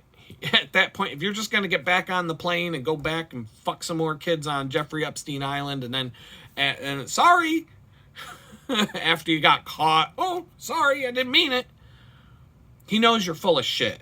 He's not going to honor that. When you repent, you're actually you're feeling it. You done wrong. It means you not only feel bad, you feel it. He knows if you're real or not. He knows if you have real remorse or you're just saying it, but you don't actually mean it. He knows. You don't even have to say it out loud. He knows. He knows. But it also means you got to turn around and walk away from that and not go back. You're not going back to Jeffrey Epstein Island at this point. You're done with that. You walked away. It's over. No more. And, some of us, we people, human beings, we all judge each other's sins based on the level of severity of the sin, the crime. We call them crimes. God calls it sin. It's basically the same thing. We have guys in death row who are either living their life in prison or waiting for that electric chair to waiting for their turn on the electric chair because some cops went through their apartment and found a bunch of severed heads in a freezer chest, right, with some other body parts. And, maybe they found a coat made out of human skin in the guy's closet, and turns out this guy is a pretty nasty serial killer, and, pretty much all of us agree, yeah, we gotta put that guy down. It's like gotta put him down like Old Yeller. He's just done. He's beyond repair. We just gotta put him out. And then we judge those people as the worst, right? People who rape kids on Jeffrey Epstein Island are right up there. Some people would put those above the serious. Oh, he only had 10 severed heads in the fridge, but these politicians, they raped a bunch of kids. They're up here. This guy's down here. They're up here. We have a guy who ran over another guy on a bicycle one night after he had too many drinks, and he gets 14 months in jail. Because, well, that's not as bad as the guy with the heads in his freezer chest. And another guy gets 2 years in prison because of some mean tweets and some shit he said on social media. And, because that's worse than the guy who ran over the guy on the bike after too many drinks. And then, it goes all the way down to, there's a guy who got a ticket for going 75 and a 55, but he was acting like an idiot. He had a little bit of road rage. We had to write him a ticket and send him on his way, and he had to pay a fine because that's not as bad. That's not as bad as the guy who had the severed heads in his freezer. But when God looks at your sins and the things that you've done, the bad things that you've done, he don't see it that way. It's all equal. It's all equal to him. He don't care. You could have raped 20 kids on Jeffrey Epstein Island and come home, opened up your freezer chest, pulled out 4 of the heads that you got in the freezer chest and said, oh, wow, look at those. Put them back in the freezer. Go put on your coat made out of human skin that you had in your closet and, wear it to the Eyes Wide Shut party, at, Bill Clinton's mansion or whatever. You know what I'm saying? Like, you could do it all. God don't care. Like, if you did so much as, like, lie to someone, you stole something from somebody, you did, what are the sins? You told somebody off, you said, I hate you, I'm gonna fucking kill you. Maybe you said something like that on social media. God don't care. It's all sin to him. He doesn't, like, it's all any of that you do. You can't approach God because you're just a worthless sinner. You broke God's law. So now you're trash. You are not worthy to be in the presence of the Almighty God, who you would just melt. You would vaporize. You wouldn't be able to, even if he wanted you in his presence, you wouldn't be able to do it yourself. You would combust because you're just not compatible. It's like oil and water. They can't mix. But God is also like a parent with a child. And what happens when your child is bad? You got a toddler who goes and smacks. I got a perfect example. I showed up to pick my daughter up. Now, my daughter when she was little, she lived with her grandmother and her mom, and then she would spend a lot of time with me. At one point, we had 50-50 custody. At one point, she was living with me. It kind of went all over the place, but she was like, it wasn't even kindergarten age yet. I'm saying like she was like 3 years old or something like that. I went to pick her up at Grandma's house one day, and I walked up to the front door, screen door, window, and it looked right into the living room, and it was a hot day. They had the door open.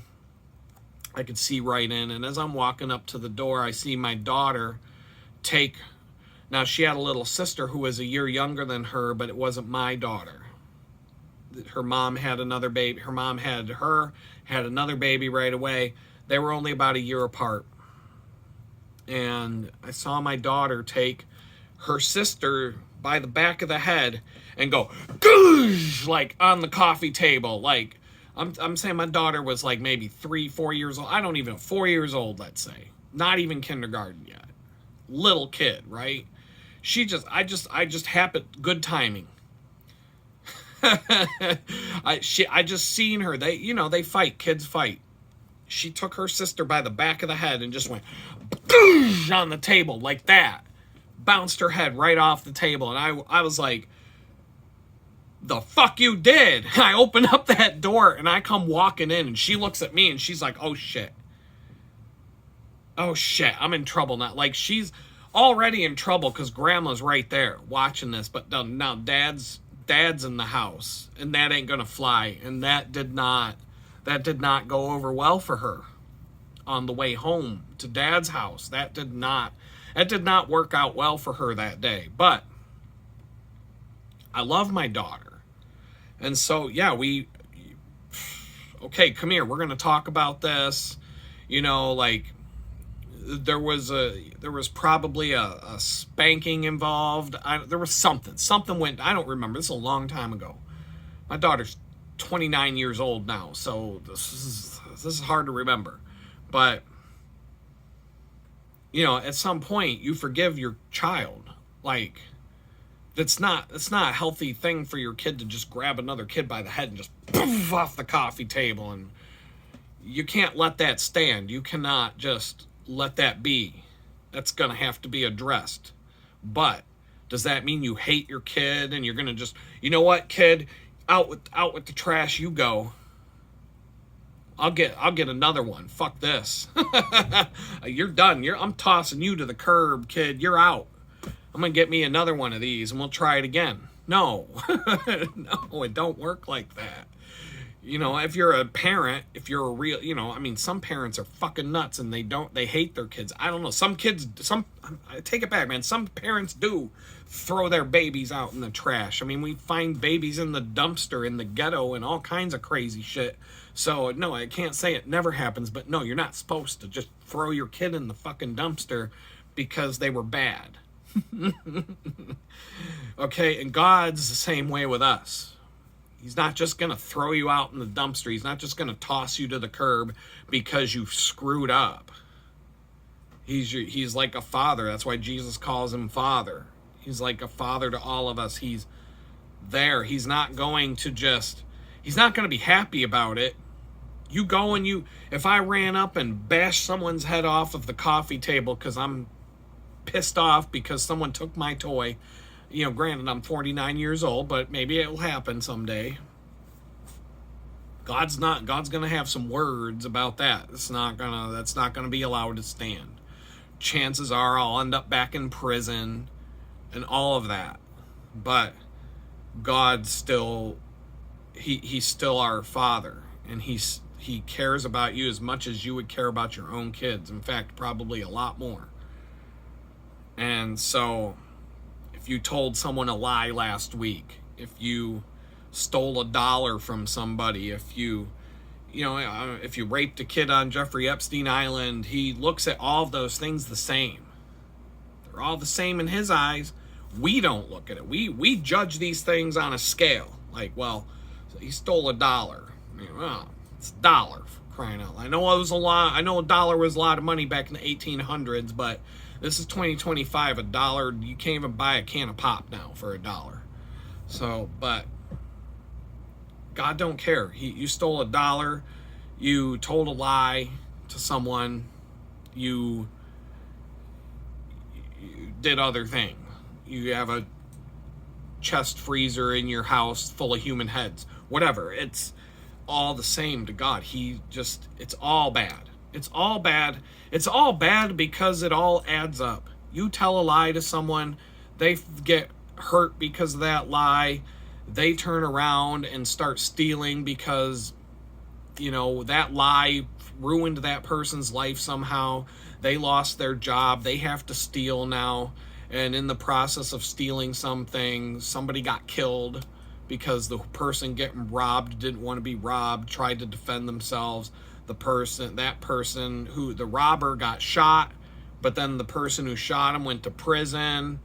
And then he didn't think he deserved to go to prison because he was just defending himself. So when he gets out of prison, they let him out early. He just goes on a killing spree, shoots a bunch of people, cuts off their heads, puts them in the chest freezer so that he can check them out later.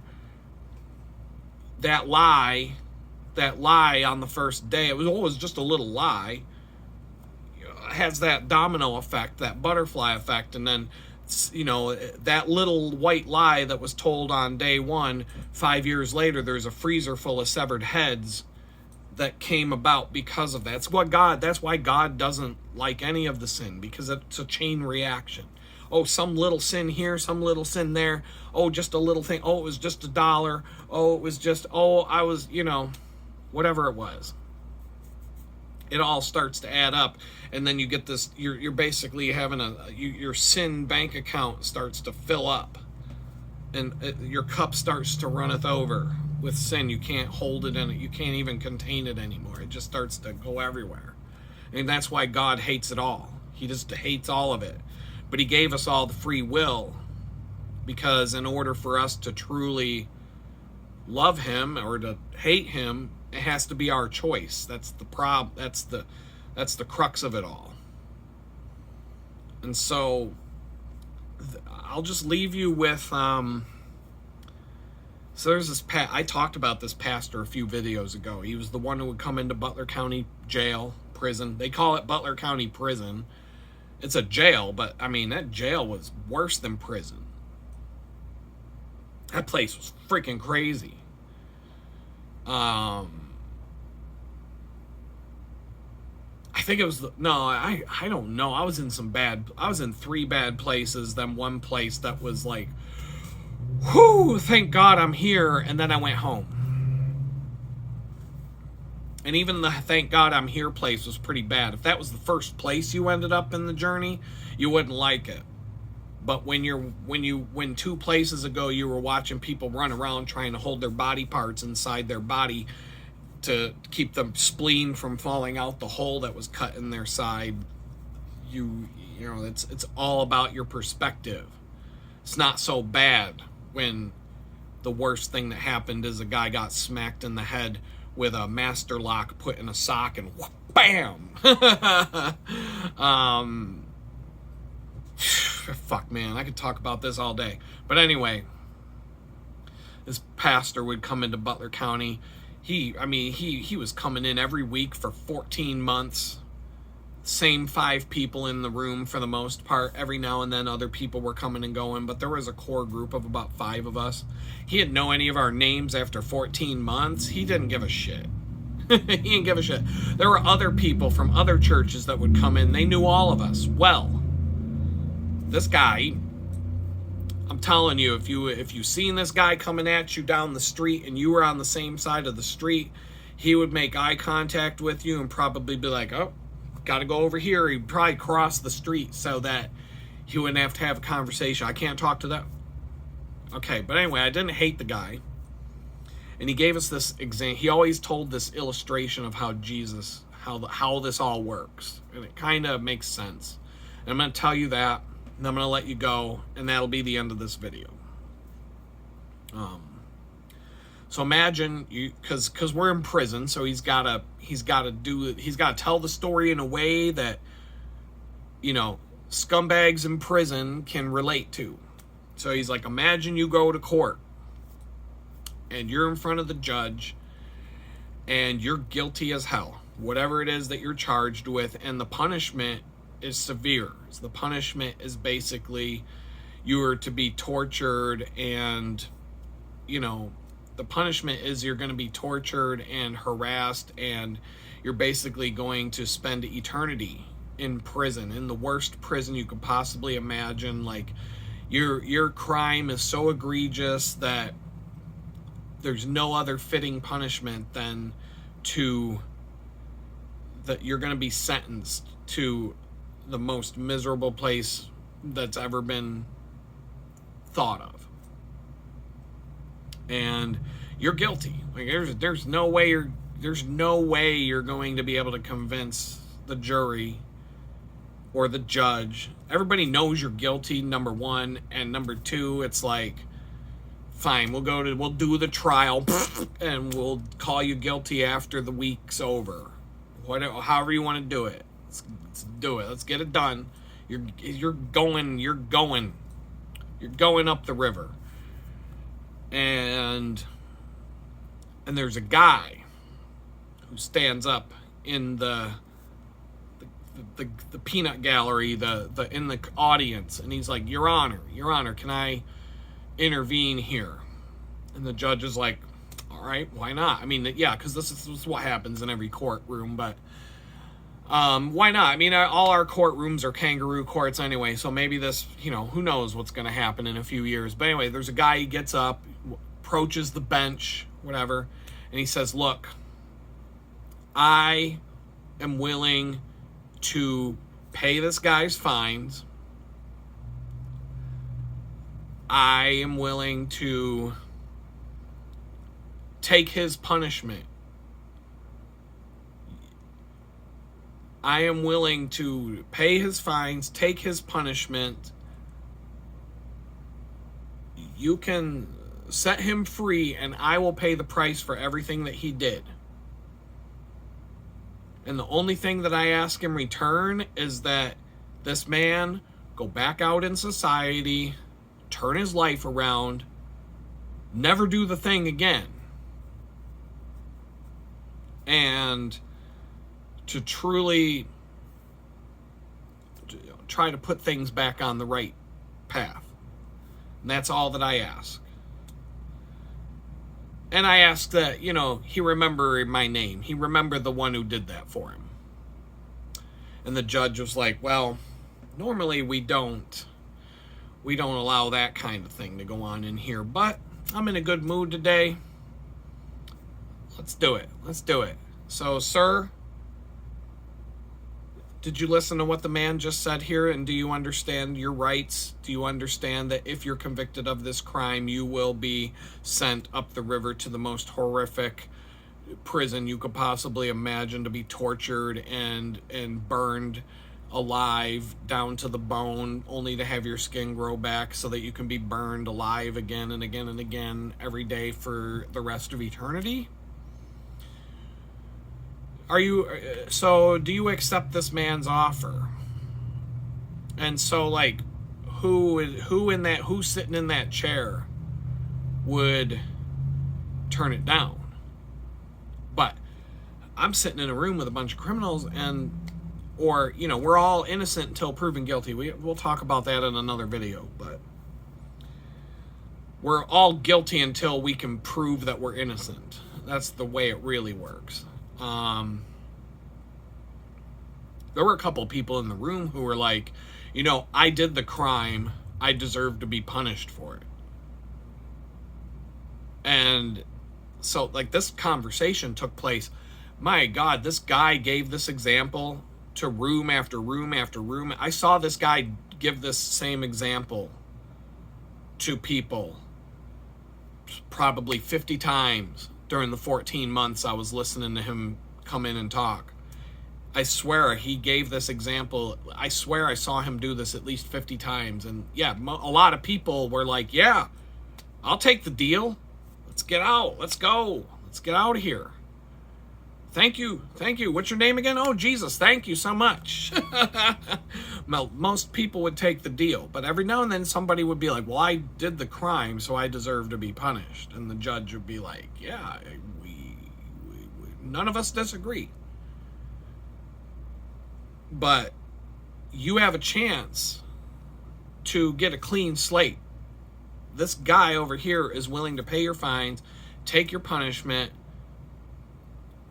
all of it on your behalf, and all you have to do is all you have to really do is say thank you and don't go back out there and do it again. And to be honest, if you go out there and do it again, as long there's still forgiveness waiting for you. I don't even know. There's a big debate in the Christian community about whether if you turn around and you sin again, are you still forgiven? And the Bible pretty much says you are, in my opinion, but you really have to. But if you were truly repentant, it's like if I went out And so, like I've said over and over again, my decision to mouth off on social media and say all that crap was the dumbest thing I ever did in my life. It truly was the dumbest thing I ever did in my life. Do you think that I would be remorseful and repent of what I did if I came out of prison and just went back to doing it and said, you know what, all you scumbags in the FBI deserve this, that, and the other thing, and I just went back to doing it? That would pretty much show the court that, no, this guy don't give a fuck. He's not remorseful. He doesn't think that what he did was wrong. He just went right back to doing it. You know, there was a guy I talked about in a recent video where we were talking about forgiveness, and this woman who had a daughter forgave the guy who killed her daughter, and they became prison pen pals or whatever, and she truly forgave this guy. And you know, she was like, I want to help this guy get back on his feet when he gets out. And for whatever reason, she let him into her house. He fucking killed her. Obviously, that guy didn't repent of being a murderer, because he came out, he met the woman, you know, he met the mother, hung out with her for a minute. He was like, whoops, killed her. Whoops, I went and did it again. Put the cuffs back on, take me back to the hole. And so no, he didn't. That's not what repenting means. Repenting means that you come out and you've got this woman whose daughter you freaking killed, who's forgiven you, and you count your lucky stars that you're not in prison for the rest of your life. You count your lucky stars that you can get strapped to that chair and electrocuted to death, and you make damn sure that you spend the rest of your life doing something useful. It doesn't mean that you come home and you kill her mom. Like, what? Who knows what led up to that? But that's all I'm saying. If I came home from this whole experience and was like, now, I'm not a fan of the FBI. We all know this. This is not a big secret. I'm not a fan of the government. I'm not a fan of the Democrats. I'm not a fan of the pedophiles and the politicians and the Hollywood scumbags that rape kids on Jeffrey Epstein Island. Not very many of us are fans of that. But I'm not going to sit here and do what I did back in 2022 and, you know, threaten people and make all kinds of statements that can be twisted around that I'm actually going to go out and kill somebody, even though everybody knows I was just talking shit and running my mouth. I just took it to a whole new level that I didn't even know I had in me. But I felt very comfortable. People on that website were all doing it. I probably read 50,000 other posts over the course of a month leading up to that week. Just people saying the same thing, watching podcasts, watching video podcasts, people all saying the same things I said. But it didn't make it right. It didn't make it right. They just were like, okay, this guy, we'll get him, throw him in prison. They'll shut the rest of them up. After they see what we do to him, they'll keep their fucking mouth shut. You watch. But, you know, I still have an opinion about these things, but I don't have, you know, I'm not coming home and I'm trying to put a life together. I'm trying to do not just rebuild my life, but do something better than that. You know, I do want to help people out. They say you can't help anybody else until you help yourself, and there is a bit of truth to that.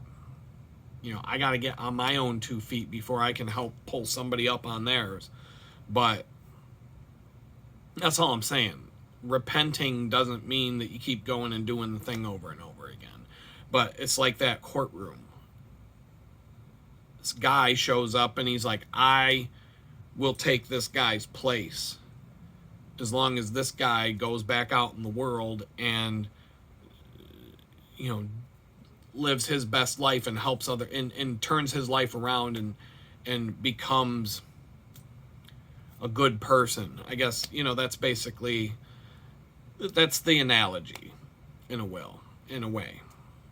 And so yeah, like, I don't even understand all these things. Like I said, it's all just, it swirls around. I get some of it, I don't get some of it. I have questions, I don't know the answers. I don't know how to talk to people who don't believe in God when they start saying these things, going back to the question of, why does God allow innocent people to suffer? I don't know. Dude, I kind of know, but I say the same thing. I wonder, I was saying it on the way home today. I'm like, and it started because, God doesn't want me to be afraid. God wants me to have full faith that he's going to take care of me and he's going to do whatever it is. And I'm just supposed to sit back and maybe not do nothing, but I'm supposed to have faith that he's just going to work everything out and everything's going to be cool. And he keeps showing me that over and over and over, over and over and over, over and over and over again, but I sit here and doubt it. And I'm like, God, I'm sorry, I'm doubting it. It's like, I go through this. I want to just live in the faith and not doubt you. But sometimes I doubt it because I look around and people who follow you suffer. People, there are innocent people who suffer. So when you see that, then you're like, well, that could be me. And then you see, like, you see Joel Osteen, he says a prayer to God and $1 million falls out of the ceiling of his mega church. He scoops it all up and he gets on his private jet and he flies to Jeffrey Epstein Island or wherever he goes for the weekend. And other people pray to God all day long and they get sent to Jeffrey Epstein Island to be raped by Joel Osteen or whoever. And it's like some people get the short end of the stick. And so it's like that's where doubt comes in, because I'm like, man, I don't want to be the one who follows Jesus and has to get nailed to a freaking cross for it. But I guess if that's the way it's gonna be, I guess that's the way it's gonna be. But and some people, you got all these YouTube channels now. There's this one chick I keep watching, and she's all about, it's all this prosperity gospel. You just keep praying, and you will manifest all these things in your life, and God will always do these. No, he won't. He might. he might do all these things. He does do all these things in my life. But believe me, you think I didn't spend 20 months in prison praying every day that God would let me go home? You think I went to my sentencing hearing on October 4th, 2023, praying to God that he would just finally let me go home, and then the judge goes, no, screw you, you're going to be rotting in prison for another 6 months, dude. You're not going home today. So God didn't let me go home. God was praying every freaking day. I was praying that that the lawyer would find a technicality or whatever, because that's the only way you're going home in a federal case. That's a 99% conviction rate. If the FBI puts handcuffs on you, you're guilty. Done. It's over. You're not innocent. If you're innocent, you're guilty. It doesn't matter. You once those cuffs go on, boom, guilty. They say you're innocent until you're proven guilty. That's a crock of shit. Is the biggest load of horse shit they're feeding you right now. And you'll find out. The only way you find that out is when they put a set of handcuffs on you and you're like, wait a minute. I thought I was innocent until I'm proven guilty. No, it don't work like that. If you go home, if you're the 1% who gets to go home, it's because a lawyer found a technicality, an illegal search and seizure, or some other they didn't read you your rights proper, or some other, just something that the cops screwed up on, and they're like, gotcha, bitch. Client goes home. And that usually only happens if you got a lot of money to pay for a lawyer who can do that. Otherwise, you're getting a public defender who gets a paycheck from the same bank account that the prosecutor gets his paycheck from, and so they all work for the same team. But yeah, I mean, I gotta stop. It's about an hour more on this long ass video, which I'm just doing long videos now, I guess, for a while. But this is what the day had for me. This crazy, weird day that was just speaking to me. And on my way home, I had to have this conversation with God. And it all kind of started when I was like, God, I don't want to doubt you, but this is why I do. Like, I see people suffer. I'm like, I can't 100% believe that you're just going to pick me up and make me, you know, into this whatever, and may use me as an example of like a comeback story. You could just throw me down in the dirt tomorrow and be like, haha. And so it's hard to have that faith sometimes. And with that, I'm just gonna let y'all go. I gotta eat. I'm hungry. I gotta do this all again tomorrow. I don't know what I'm looking forward to tomorrow. I don't know, man. Today was not a good day, I'm telling you. And I'm just gonna let it go. Peace out.